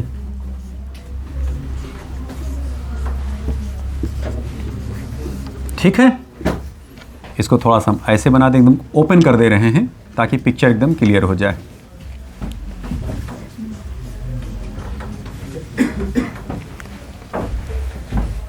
ओपन हुआ? अब जरा ध्यान से बताएं, यहां पर जो बॉन्ड एंगल है, पहले तो हाइब्रिडाइजेशन आप जान लें, sp3 है, sp3 है, यहां सब sp2 वाले हैं और यहां सब sp वाले हैं। जब आपको केमिकल बॉन्डिंग पढ़ाया जा रहा था तो वहाँ पर हमने आपको बताया था कि कोई भी मॉलिक्यूल अगर अपने रियल शेप ज्योमेट्री में होता है या जो उसका बॉन्ड एंगल होता है अगर उसमें वो मौजूद है तो सबसे ज़्यादा कंफर्ट फील करता है। उस केस में सबसे ज़्यादा वो रिलैक्स्ड महसूस करता है। क्यों? क्योंकि मिनिमम रिपल्सन मतलब इनके बीच जो रिपल्सन होता है ग्रुप ग्रुप एटम के बीच वो एकदम बिल्कुल मिनिमम होता है। जीरो रिपल्सन कह सकते हैं वो होता है और स्टेबिलिटी उसकी सबसे ज़्यादा होती है। कार्बन का रियल शेप ज्योमेट्री क्या है? टेट्राहेड्रल। बोलिए, हाइब्रिडाइजेशन क्या उसकी? sp3। बॉन्ड एंगल कितनी है? 109.5 डिग्री। अगर आप यहां देखें तो 109.5 डिग्री में, यहां पर कितना है? 120 डिग्री में, और यहां कितना है? 180 डिग्री पर। तो मॉलिक्यूल अपने रियल शेप ज्योमेट्री में पहले वाले केस में है कि दूसरे में कि तीसरे में? पहले में। तो अब आप बताइए, जब ये 120 में जा रहा है तो अपने रियल एंगल से दूर हो रहा है ना वो, और दूर गया, और भागा भैया, और भागा। तो जितने ज़्यादा अपने रियल एंगल से वो दूर होता जाता है उसमें ऐंठन उतने ज़्यादा बढ़ता जाता है। स्टेबिलिटी उसकी क्या होती है? और कम होती जाती है। तो अगर हम इन तीनों में स्टेबिलिटी की बात करें तो सबसे ज़्यादा स्टेबल कौन हुआ? एल्केन। उससे कम कौन हुआ? एल्कीन। सबसे कम कौन हुआ? एल्काइन। स्पष्ट हुई बातें? स्टेबिलिटी का ये ऑर्डर निकल करके आया बेटा। ये बात स्पष्ट? इसमें कुछ लिखने की जरूरत नहीं है, आपके ब्रेन में एकदम एंट्री कर गई होगी ये बात। स्पष्ट हुआ? अब जरा आइए, यहाँ तो चलो हम लोग एल्केन, एल्कीन, एल्काइन में स्टेबिलिटी देख लिए, किसकी ज़्यादा किसकी कम और किसकी सबसे कम है। लेकिन अगर हमसे ऐसे वो बात करें कि साहब बताओ सब एल्केन ही ले लें, ये इथेन हुआ, ये प्रोपेन हुआ, ये ब्यूटेन हुआ, ये पेंटेन हुआ, आपसे कहें साहब बताओ इथेन ज़्यादा स्टेबल होगा कि प्रोपेन ज़्यादा स्टेबल होगा कि ब्यूटेन ज़्यादा स्टेबल होगा कि पेंटेन ज़्यादा स्टेबल होगा? तो अब आप करोगे क्या? एंगल ढूंढोगे। पहला सब में 109.5 डिग्री, सब अपने रियल बॉन्ड एंगल में है, रियल शेप ज्योमेट्री में है, sp3 टेट्राहेड्रल स्ट्रक्चर में है। अब सवाल उठता है भाई किसकी स्टेबिलिटी ज़्यादा किसकी कम? तो ध्यान दें, जैसे अब जब हम रिलेटिव स्टेबिलिटी देख रहे हैं ना एल्केन के केस में, क्योंकि हम लोग एल्केन ही तो पढ़ रहे हैं, कन्फर्मर भी तो ज़्यादातर देख रहे हैं यहाँ पर केसेस। तो जैसे जैसे कार्बन के चयन बढ़ते जाते हैं वैसे वैसे, अगर एल्केन की हम बात कर रहे हैं, वैसे वैसे क्या होता है उनमें स्ट्रेन जो होता है, ऐंठन जो होती है वो क्या होती जाती है? कम होती जाती है। एंगल स्ट्रेन जितने कम होगा स्टेबिलिटी मॉलिक्यूल की उतने ज़्यादा होगा। आप ऐसे कह सकते हैं साहब stability inversely proportional to torsional strain के। और यही डायरेक्टली प्रोपोर्शनल किसके होगा? नंबर ऑफ लेंथ या नंबर ऑफ कार्बन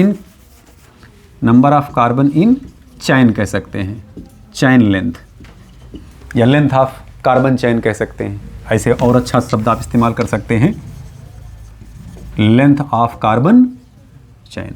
जितने ज़्यादा कार्बन चैन की लेंथ होगी, जितने लंबी श्रृंखला होगी, स्टेबिलिटी उतने ज़्यादा होगी और स्ट्रेन उसमें सबसे मिनिमम होंगे। आप कहेंगे गुरुजी स्ट्रेन का क्या चक्कर हुआ, ऐंठन का क्या चक्कर हुआ? तो जरा आप इसको आप जान लें, ऐंठन का क्या चक्कर हुआ समझ लें जरा इधर। जैसे अच्छा, स्टेबिलिटी तो पहले मैं यहाँ बना ही दें कि स्टेबिलिटी सबसे ज़्यादा किसकी होगी, ये ऑर्डर निकल करके आएगा। जैसे आप ऐसे समझिए, आप नहाने के बाद बहुत लोग खैर तौलिया वैसे फेंक देते हैं, और बहुत लोग जो अच्छे बच्चे होते हैं उसको फिर धुल करके बाकायदे निचोड़ के ले जा करके टांग देते हैं सूखे, ताकि बाद में फिर हम तौलिया का इस्तेमाल करें। या जो लोग नहीं रोज़ करते हैं, 4-6-10 दिन पे तौलिया तो धुलते ही होंगे। तौलिया जब आप धुलते हैं तो आप उसको धुलने के बाद क्या करते हैं, उसको निचोड़ते हैं। तौलिया आप मोटा खरीद लिए और छोटा खरीद लिए। छोटा और मोटा होगा तो आप ऐंठेंगे पर इतने में निचोड़ा गया पूरा, पानी आ गया, ऐंठा ही नहीं रहा। तौलिया जितने लंबा होगा आप उसको ऐंठिए, क्या उतने में पानी निचोड़ाया पूरा? नहीं, और ऐंठिए, और ऐंठिए, और ऐंठिए, और ऐंठिए, पता ही नहीं चल रहा ऐंठे कितना चले जा रहे हैं। बात समझे ध्यान से। तो जो छोटा जब था वहाँ मान लो 30 डिग्री ऐंठे तो उसने बेटा पानी पूरा निचोड़ दिया, और लंबा था 40 डिग्री तक असर नहीं कर रहा है, 50-55 तक हम उसको निचोड़ दे रहे हैं। तो बोलिए यहाँ छोटे वाले में क्या था, थोड़े से भी ऐंठन ज़्यादा हो गई, थोड़ा सा रोटेट आप करा ऐंठ ज़्यादा हो गई, और बड़े वाले में थोड़ा सा रोटेट करने पर ऐंठन कम उत्पन्न हो रहा है। तो टार्सन किस में ज़्यादा था? छोटे वाले में। टार्सन कम किस में था? बड़े वाले में। तो टार्सनल स्ट्रेन इसमें ज़्यादा था और टार्सनल स्ट्रेन इसमें कम होता गया। तो जैसे जैसे कार्बन के लेंथ बढ़ते जाते हैं वैसे वैसे टार्सनल स्ट्रेन कम होता जाता है। टार्सनल स्ट्रेन जितने कम होगा स्टेबिलिटी उसकी उतनी ही ज़्यादा निकल करके आएगी। बात स्पष्ट हुआ, चीज़ें क्लियर हुई। तो ये तो हम लोगों ने देखा भाई एल्केन में किसकी कम, किसकी ज़्यादा, किसकी बहुत ज़्यादा। आइए जरा हम लोग साइक्लिक एल्केन में देखते हैं, साइक्लो एल्केन में देखते हैं, एलिसाइक्लिक कंपाउंड में देखते हैं किसकी स्टेबिलिटी ज़्यादा और किसकी कम है। आइए जरा, ये तो ओपन चैन में था, क्लोज्ड चैन में जरा हम लोग दर्शन कर लें बच्चों। क्लोज्ड चैन में, साइक्लो एल्केन में, साइक्लो एल्केन में जरा देखें भाई, ये है साइक्लोप्रोपेन, ये है साइक्लोब्यूटेन और ये है साइक्लोपेंटेन। क्लियर? अब अगर आप इन तीनों में देखें तो इनका जो इनर एंगल है, इनर एंगल यहां कितना निकल के आ रहा है? 60 डिग्री। यहां कितना निकल के आ रहा है? 90 डिग्री। यहां कितना निकल के आ रहा है? 108 डिग्री। अब ऐसे नहीं बनता, एक्चुअली में ऐसे बनता है पूरा, तो सीधे सीधे बना दिए 108 डिग्री। अब जरा बताइए कार्बन का जो रियल शेप ज्योमेट्री है, रियल बॉन्ड एंगल है, वो कितना है? 109 डिग्री है, 109.5 डिग्री आप जो भी कह सकते हैं। 109 से इनर एंगल जितने दूर होगा, बेयर साहब कहते हैं कि स्टेबिलिटी उसका उतने ही कम होगा। तो 109 के करीब कौन है? सबसे ज़्यादा स्टेबिलिटी, उससे कम स्टेबिलिटी, सबसे कम स्टेबिलिटी। बोलिए, तो अगर आपसे पूछा जाए एंगल स्ट्रेन किस में सबसे ज़्यादा है? प्रोपेन में, साइक्लोप्रोपेन में। एंगल स्ट्रेन सबसे कम किस में है? साइक्लोपेंटेन। यहां पे टार्सनल स्ट्रेन देखा जाता है ओपन चैन में, और रिंग वाले में एंगल स्ट्रेन देखा जाता है। एंगल स्ट्रेन क्या था उसी को बोलते हैं, इधर देखना, जैसे ये कार्बन है तो इसका रियल बॉन्ड एंगल कितना होना चाहिए था? 109.5 डिग्री। लेकिन हम जब साइक्लोप्रोपेन बनाए, देखना अब एंगल घट गया ना, ये बोलिए, तो यहां से डेविएट हुए हैं, यहां से डेविएट होते हैं। क्लियर? इसको अंदर वाले को इनर एंगल कहते हैं अल्फा, और बाहर वाले को एंगल ऑफ डेविएशन कहते हैं। तो इसमें एंगल ऑफ डेविएशन ज़्यादा निकल के आएगा, इसमें कम और इसमें सबसे कम। एंगल ऑफ डेविएशन जब आप निकालते हैं तो हाफ ऑफ द 109 माइनस क्या करते हैं, अल्फा। ये एंगल ऑफ डेविएशन निकालते हैं आप। हाफ क्यों करते हैं, क्योंकि यहाँ और यहाँ दोनों तरफ से घटता है ना ये, तो अगर दोनों लेंगे तो पूरा होगा। हमको खाली डी की वैल्यू बतानी है, तो इसलिए हम यहाँ क्या करते हैं, हाफ निकालते हैं। 109 से कितना ये डेविएट हुए हैं। जितने ज़्यादा डेविएशन होगा उतने कम स्टेबिलिटी होगी, जितने कम डेविएशन होगा स्टेबिलिटी उतने ज़्यादा होगी। बात स्पष्ट हुआ। अल्फा निकालने का तरीका आपको फार्मूले उसमें दिया गया, NN वाला करके फार्मूला उसमें लगा लेते हैं। क्लियर। अब जरा इधर देखें बेटा, ये सब सिलेबस में नहीं है कि अगर आप एंगल ऑफ डेविएशन बताएं कितना है इसका, ऐसा भी सब सिलेबस में नहीं। तो हम खाली इसलिए दिखा रहे हैं कि साहब डेविएशन कभी कभी कुछ गाइड बुक में क्वेश्चंस वगैरह दिए गए हैं कि एंगल ऑफ डेविएशन कितना होगा, तो बच्चा उसमें डिस्टर्ब हो जाता है, सवाल जब नहीं सॉल्व कर पाता है। तो थोड़ा सा फार्मूला आप जान लेंगे तो उसमें आपको कॉन्फिडेंस रिलीज करेगा। आज जरा इधर देखें भैया, साइक्लोप्रोपेन, साइक्लोब्यूटेन और साइक्लोपेंटेन। अब इन तीनों में अगर आप स्टेबिलिटी देखेंगे तो सबसे ज़्यादा किसकी हुई, साइक्लोपेंटेन की। इनकी स्टेबिलिटी सबसे कम, क्योंकि एंगल स्ट्रेन सबसे ज़्यादा एकदम ऐंठे हैं। और यहाँ पर क्या है, ऐंठन बहुत ही कम है। यहाँ पर ऐंठन न इधर के हैं न इधर के, बीच में है ऐंठन। जैसे कभी कभी आप देखते होंगे घरों में, मान लीजिए अगर एक के बाथरूम है तो समस्याएं होती हैं इस टाइप की, है कि मान लो कोई अंदर गया है, अब कोई गया देखा अच्छा दरवाज़ा बंद, अपना आकर आराम से खड़ा, कोई बात नहीं यार अभी कोई निकलेगा तो अपना चले जाएंगे आराम से। तो वो एक समय वो इस मोड में है, रिलैक्स्ड है, कोई दिक्कत नहीं, कोई निकलेगा बाद में चले जाएंगे। भाई कोई गया दरवाज़ा खोला, फिर 5-7 मिनट इंतज़ार किया, नहीं खुला, जब फिर चेक कर रहा है, इसका मतलब वो इस कंडीशन में। कुछ लोग उठे जैसे गए बार बार बार बार बार बार बार बार बार बार तुरंत उसी चढ़ बैठे हैं। स्ट्रेन, एंगल स्ट्रेन सबसे ज़्यादा, इसका मतलब स्टेबिलिटी सबसे कम। तो स्ट्रेन आप समझ रहे होंगे कि एंगल स्ट्रेन कब ज़्यादा कब कम, स्पष्ट हुई बातें। अब अगर आप ध्यान से देखें, जैसे जैसे इनर एंगल बढ़ता जाता है नियमता, भाई देखें यहाँ 108 डिग्री हुआ तो इसकी स्टेबिलिटी सबसे ज़्यादा, क्योंकि 109 के सबसे करीब। अब अगर हम यहीं पर साइक्लोहेक्सेन को बना दें और इसका इनर एंगल अगर हम यहाँ देखें 120 डिग्री, तो नियमतः देखा जाए तो इसकी स्टेबिलिटी सबसे कम निकल के आना चाहिए। लेकिन हम देखिए ऑर्डर कैसे बनाए, इसकी स्टेबिलिटी इससे भी ज़्यादा बता रहे हैं, जबकि नियम से देखा जाए 109 से दूर हो गया ना अब ये, तो नियमतः इसकी स्टेबिलिटी तो कम होनी चाहिए साइक्लोपेंटेन से, क्योंकि साइक्लोपेंटेन तो सबसे ज़्यादा 109 के करीब है। बात समझना ध्यान से। तो एक्चुअली में बेयर्स थ्योरी जो आई थी वो यहीं तक एक्सप्लेन्ड थी। इसके बाद तब फिर कन्फर्मेशनल आइसोमेरिज्म जब आया, तब इसके आगे की स्टेबिलिटी के बारे में एक्सप्लेनेशन और बढ़ा। एक्चुअल में जब आप यहाँ से आते हैं, यहाँ पर आना शुरू होते हैं, तो अब ये स्ट्रक्चर जिस रूप में आपको दिख रहा है इस रूप में नहीं घिस्ट करता, ये अपने आप को बोट और चेयर के फॉर्म में स्टेब्लिश कराना शुरू कर देता है, इस रूप में स्टेब्लिश कराना शुरू कर देता है। और ये जो स्ट्रक्चर हैं, ये सब यहाँ तक जो आप स्ट्रक्चर बनाए हैं, ये सब 2D स्ट्रक्चर बनाए हैं, यानी स्ट्रक्चर कैसा इनका है, प्लेनर।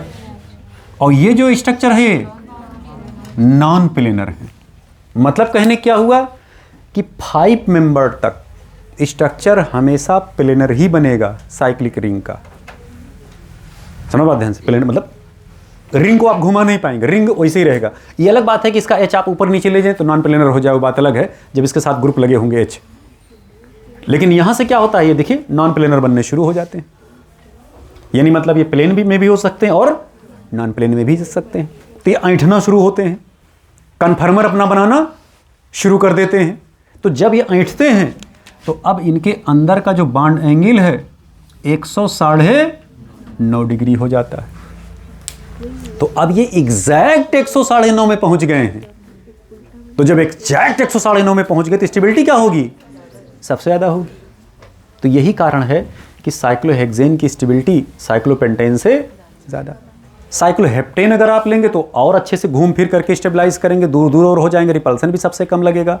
मतलब कहने क्या हुआ कि एक अंदर की बात आप जान लें, stability of cycloalkane directly proportional to किसके हो जाएगा, किसके हो जाएगा, इनर एंगल के। इनर एंगल जितने बढ़ता जाएगा स्टेबिलिटी उसकी उतने बढ़ती जाएगी, उसके कन्फर्मर्स और बनने शुरू हो जाएंगे और उसके अंदर घूम घूम करके नॉन प्लेन स्ट्रक्चर में बोट चेयर और बहुत सारे फॉर्म बनते चले जाएंगे।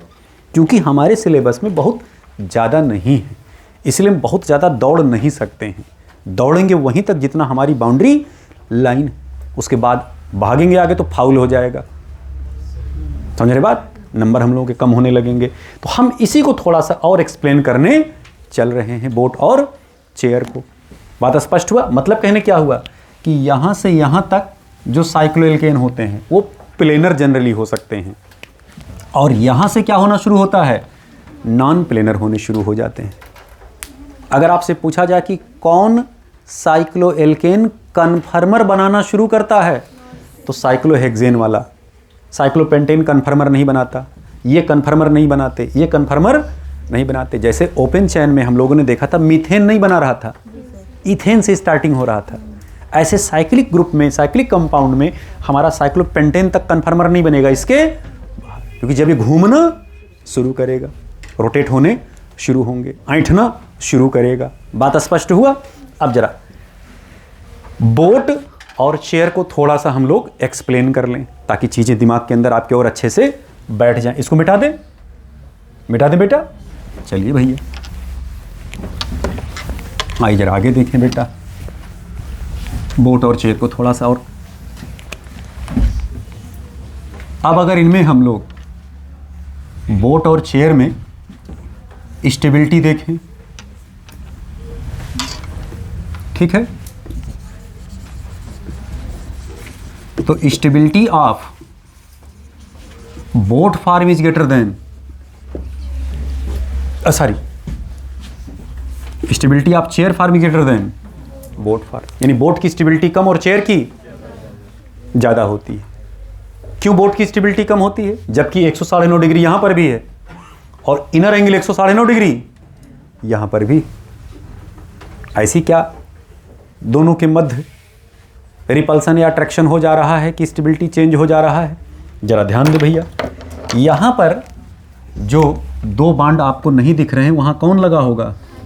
यहाँ पर भी हाइड्रोजन है, यहाँ पर भी हाइड्रोजन, यहाँ पर भी हाइड्रोजन है, यहाँ पर भी हाइड्रोजन है, यहाँ पर भी हाइड्रोजन, यहाँ हाइड्रोजन, यहाँ हाइड्रोजन। तो अगर आप ऐसे देखें जैसे घर है, घर का एकदम ऊपर छज्जा, खूब ऊपर एकदम मुमटी बनी हुई है, और मुमटी पर आप झंडा लगा दिए हैं। झंडा ऐसा हवा में थोड़े लगेगा, डंडे में झंडा लगाएंगे ना, तो उसको फ्लैग पोल कहते हैं। फ्लैग पोल हाइड्रोजन, फ्लैग मतलब झंडा, पोल मतलब डंडा। क्लियर? तो ऊपर जो लहरा रहा तिरंगा या झंडा हमारा, ये फ्लैग पोल हाइड्रोजन कहलाता है। ये भी तो फ्लैग पोल हाइड्रोजन हुए, ये देखना फ्लैग पोल हाइड्रोजन हुए, ठीक। और जो हाइड्रोजन एटम होते हैं जितना इनका वॉल्यूम होता है उसका 4 गुना वान डेर वाल वॉल्यूम होता। आप शायद समझ गए होंगे पिक्चर, दोनों एक दूसरे के फील्ड में आ रहे हैं, ढकेल दिए जाएंगे, रिपल्सन होगा उनका फील्ड का। तो यहाँ पर फ्लैग पोल हाइड्रोजन के बीच रिपल्सन ज़्यादा है। अब यहाँ देखिए ये सब दूर हो गए हैं भैया, ये देखना, अब इनके बीच क्या है, रिपल्सन क्या होगा, कम होगा। तो stability of boat form is less than chair due to greater repulsion between flagpole hydrogen. Flagpole hydrogen के मध्य रिपल्सन यहाँ ज़्यादा है। उसमें आप सही कर लीजिए, उसमें बोथ शायद लिख दिया गया है। उसमें देखिए एकदम जहाँ पे लिखा गया है वो बोट से स्टेबिलिटी ऑफ बोथ नहीं बोट है, stability of boat is less than chair form. जहाँ पे चित्र बना होगा बेटा, ऐसे करके देखिए चित्र बना होगा ऐसे, ठीक है, ऐसे आपके बुकलेट में चित्र बना होगा ना ऐसे, ठीक उसी के नीचे स्टेटमेंट लिखा गया है, स्टेबिलिटी ऑफ बोथ नहीं, स्टेबिलिटी ऑफ बोट है वो। क्लियर बात? ये इसका 2D फार्म है और ये इसका 3D फार्म है। बात स्पष्ट हुआ? ये प्लेनर फार्म बनाए गए हैं और ये इसके नॉन प्लेनर। तो जब नॉन प्लेनर फॉर्म में आता है तो आप 109.5 डिग्री में पहुंच जाता है, और जब प्लेनर फॉर्म बनाएंगे तो ये किस में आएगा, तब ये 120 डिग्री में। चीज़ें स्पष्ट हुई, यहाँ तक चीज़ें स्पष्ट हुई, चीज़ें क्लियर हुई। अब ज़रा ध्यान दीजिएगा, इसमें हम लोग 2 फॉर्म और बनाते हैं। 2 फॉर्म कौन सा और बनाते हैं? जैसे इस चेयर के टंगरी तोड़ दिए नीचे का, तो जब टंगरी तोड़ देंगे आप, तो क्या अब ये बैठने लायक रह गया? अब ये उढग्ग हो गया। बैठेंगे तो लेकिन चेयर थोड़े कहलाएगा अब ये, या बैठेंगे मान लो गिर सकते हैं, टंगरी टूट गया है उसका, तो ठीक है। तो इसको बोलते हैं अद्धा चेयर फॉर्म। और ये कौन सा कहलाता है? Chair form.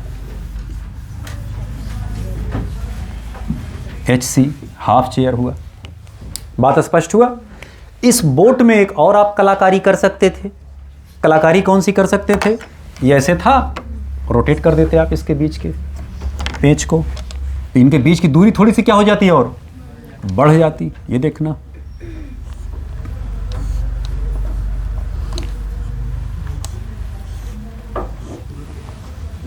अबे हमसे सही से बनता नहीं है।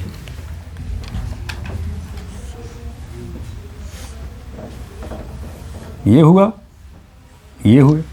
थोड़ा बड़ा था, इसको हम और छोटा कर दिए हैं। डंडी और बड़ा कर देंगे तो और बड़ा हो जाएगा। अब देखना, ये पहले थोड़े पास थे, जब आप इसको बीच से ऐंठ देंगे दूरी क्या होगी, थोड़ी और बढ़ जाएगी। और बड़ा कर देते हैं।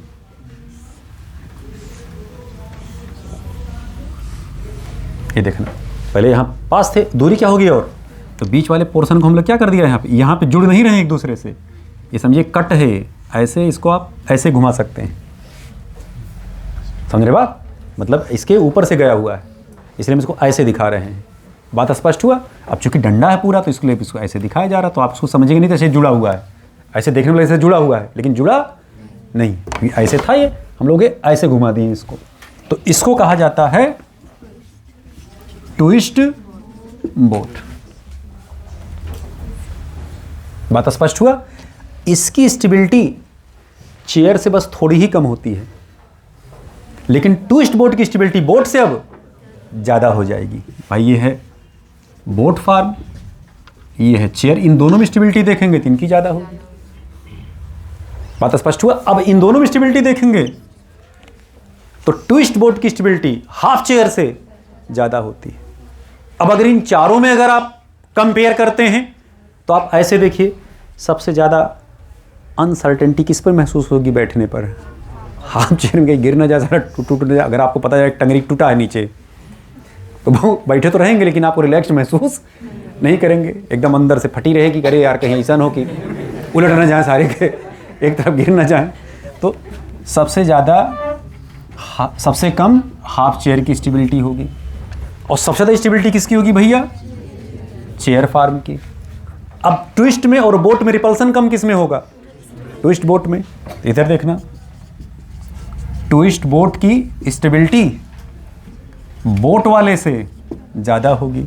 तो चेयर की स्टेबिलिटी सबसे ज़्यादा, हाफ चेयर की सबसे कम, और ट्विस्ट बोट और बोट में ट्विस्ट बोट की। तो यहाँ तो आपको पता है भाई, चलो बैठेंगे तो सबसे ज़्यादा अनसर्टेन फील होगा, तो हाफ चेयर की स्टेबिलिटी सबसे कम और चेयर की स्टेबिलिटी सबसे ज़्यादा, जहाँ रिलैक्स्ड महसूस हो रहा है। ट्विस्ट बोट में और बोट में आपको लगता है सब ट्विस्ट बोट की ज़्यादा है, बोट की कम होगी। ट्विस्ट बोट में रिपल्सन कम होगा, ग्रुप दूर दूर हो गए थोड़े से, और यहाँ पे पास पास थे इसलिए स्टेबिलिटी कम है इसकी। बोट की ज़्यादा और हाफ चेयर की कम, क्योंकि यहाँ पे स्टेबिलिटी। एक्चुअल में ये जो हम लोग आर्डर देख रहे हैं, ये एनर्जी के आधार पर देख रहे हैं। ऐसा नहीं कि हम बैठ रहे हैं तो कम फील हो रहा है स्टेबिलिटी, या बैठ रहे हैं हमको अनसर्टेनिटी। तो हमको समझाने वाली बातें हुई ना। जब इनके एनर्जी देखी गई थी तो ये तो स्टेबिलिटी का आर्डर निकल करके आया। स्टेबिलिटी का आर्डर क्यों निकल करके आया? क्योंकि जब इनके एनर्जी को कंपेयर किया गया, आप देखिए आपकी एनर्जी उसमें लिखवाया गया है, वैल्यू जो इनकी दी गई है, ये देखिए दिया गया होगा एनर्जी की वैल्यू। देखिए इनका 0.00 किलो जूल है। ट्विस्ट बोट का कितना है? 23 किलो जूल। बोट की कितनी है? 29.7। और इसी कितनी है? 46.0। बात स्पष्ट हुआ? तो ये एनर्जी के आधार पर देखा जाता है बेटा। और सबको ये बात पता है, एनर्जी यूनिवर्सल पोस्टिविटी किसके होता है? स्टेबिलिटी के। बात स्पष्ट हुआ? तो अगर सवाल पूछा जाए सबसे ज़्यादा एनर्जी किसकी होगी, हाफ चेयर की, तो इसकी स्टेबिलिटी सबसे कम, और सबसे कम एनर्जी किसकी होगी, चेयर की, स्टेबिलिटी इसकी। तो ये जो देखा जा रहा है ये एनर्जी के आधार पर देखा जाए। वो अलग बात है, हम लोग अपने समझने समझाने के पॉइंट ऑफ व्यू से अलग अलग बातें कर रहे हैं, और यहाँ तो सब कुछ याद रहता है। एग्जाम में बच्चे को ध्यान कभी कभी नहीं रह जाता, अंतर ध्यान हो जाता है, तो बच्चे उसको दूसरी तरीके से रटते हैं। जैसे इसका चेयर का सी रट लिए, ट्विस्ट बोट का टी रट लिए, बोट का बी रट लिए, और इसका एच सी रट लिए, तो उसको बच्चे ऐसे रटते हैं, सीटी बजाओ हंस के। तो जैसे एग्जाम में फिर वही सीटी बजता ही, फिर अगर सवाल आ रहा था तो सीटी बजाओ हंस के नहीं तो पता है सीटी नहीं बज रही, सीटी को बजाने की कोशिश कर रहे हैं। तो आप चाहे ऐसे याद कर लें, सीटी बजाओ हंस के, या चाहे कहो चेयर की सबसे ज़्यादा, ट्विस्ट बोट की उससे कम, बोट की सबसे कम, और हाफ चेयर की सबसे कम निकल करके आती है। तो ये इनके स्टेबिलिटी का थोड़ा बहुत आपको ऑर्डर बताया गया। बात स्पष्ट, इसको जरा नोट कर लें फटाक से भैया, लिख तो लिए होंगे ना इसको। अब जरा ध्यान दीजिएगा, सवाल पूछा जाता है कि 1 2 3 4, इन चारों में ऑप्टिकली एक्टिव फॉर्म कौन सा होता है? तो जो non super impossible mirror image बनाता हो। तो जब इनको इम्पोज कराया गया तो इनका जब यहाँ मिरर लगाया गया तो जाकर उस पर एकदम गप से इम्पोज हो जा रहे थे। ये भी बेटा गए, इसका जब ऐसे बनाओगे ले जाके इसके ऊपर ऐसे ऐठा दोगे घुमा करके, बैठ जा रहे हैं, ये भी इम्पोज कर जा रहे हैं। लेकिन ये वाला क्या था, non super impossible mirror image बना रहा था। तो एकदम इस बात को दिमाग में बैठा लें, और पूछा हुआ सवाल भी है, अंडरलाइन कर लीजिएगा, जहां पे आपके बुकलेट में दिया गया होगा कि ट्विस्ट बोट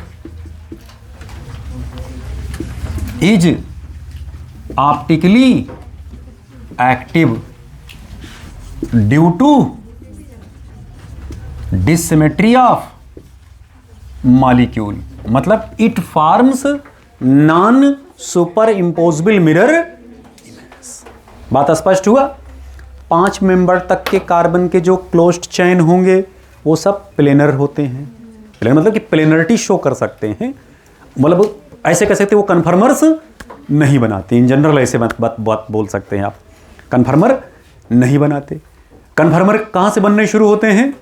6 कार्बन या उसके ऊपर से। तो ये सब सारी बातें आपके बुकलेट में दी गई हैं। बेयर्स के अकॉर्डिंग अगर आप बात करेंगे तो बेयर्स कहते हैं साहब साइक्लोपेंटेन की स्टेबिलिटी सबसे ज़्यादा होगी। लेकिन क्या साइक्लोपेंटेन की स्टेबिलिटी सबसे ज़्यादा थी? नहीं साहब, किसकी थी? साइक्लोहेक्सेन की स्टेबिलिटी सबसे ज़्यादा थी। बात स्पष्ट हुआ।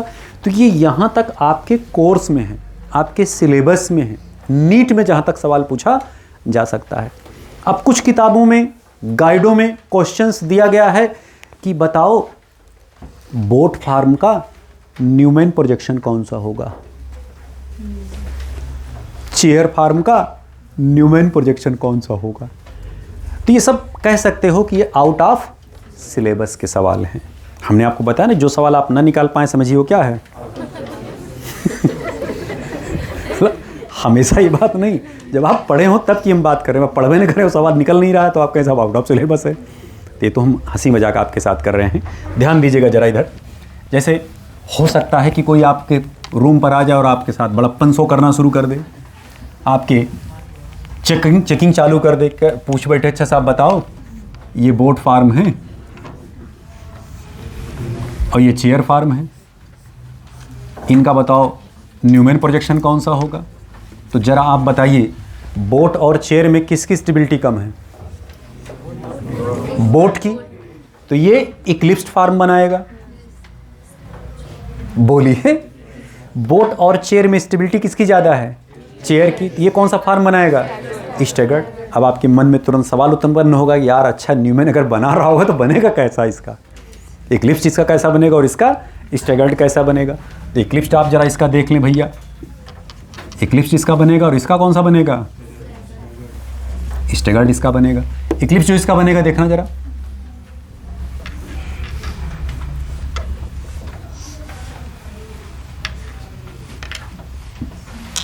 ये पहला कार्बन हुआ, ये देखना 1 carbon 2 carbon 3 carbon 4 carbon 5 carbon और ये 6। 1 कार्बन ये हुआ, इसके पीछे दूसरा कार्बन होगा। ठीक,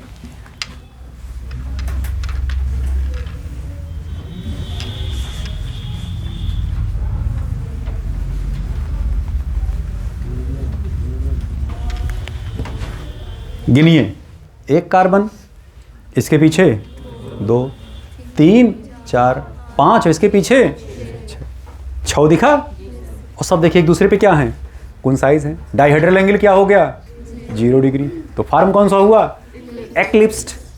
स्पष्ट हुआ। इसी का देखिए आप स्टैगर्ड फॉर्म बना सकते थे, ये देखना।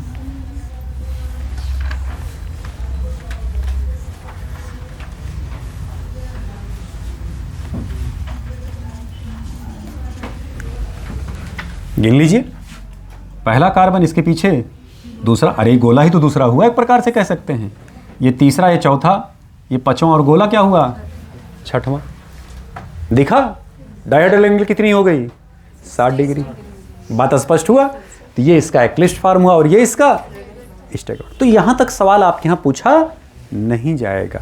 हम थोड़ा सा इसलिए आगे बढ़ गए हैं क्योंकि बहुत सारे बच्चे बाहर ले आकर के इधर उधर गाइडों से सवाल हमसे पूछने लगते हैं कि सर जी इसका कैसे बनेगा। क्योंकि अब जब उनको अच्छा लगने लगता है, पढ़ने में चीज़ें समझ में आने लगती, तो थोड़ा और पेंग मारना शुरू कर देते हैं और भागना आगे शुरू कर देते हैं। तो आपको बहुत आगे नहीं भागना। जब आपका बहुत मन प्रफुल्लित हो तो आप रिवीजन करिए पीछे की चीज़ों को और आगे मत भागिए, कि और आगे भागेंगे तो आप अपनी बाउंड्री लाइन पार कर देंगे। और हमको अपनी बाउंड्री लाइन के अंदर रहना, क्योंकि सिलेक्शन के लिए सेलेक्टेड स्टडी करनी है, हमें शोध नहीं करना है, रिसर्च नहीं करनी है। अभी पढ़ लीजिए, जिस फील्ड में आपको रिसर्च करना है सिलेक्ट हो जाइए, उसके बाद फिर रिसर्च अपना करिए जो यहाँ आपका इच्छा कहे। बात स्पष्ट हुआ। तो आगे बढ़े भैया हम। तो ये बातें यहाँ तक थी किसकी, कन्फर्मेशनल आइसोमेरिज्म की। हम लोगों ने ओपन चैन में देखा, हम लोगों ने क्लोज चैन में देखा, इथेन में देखा, प्रोपेन में देखा, ब्यूटेन में देखा, एनर्जी के आधार पर स्टेबिलिटी देखा।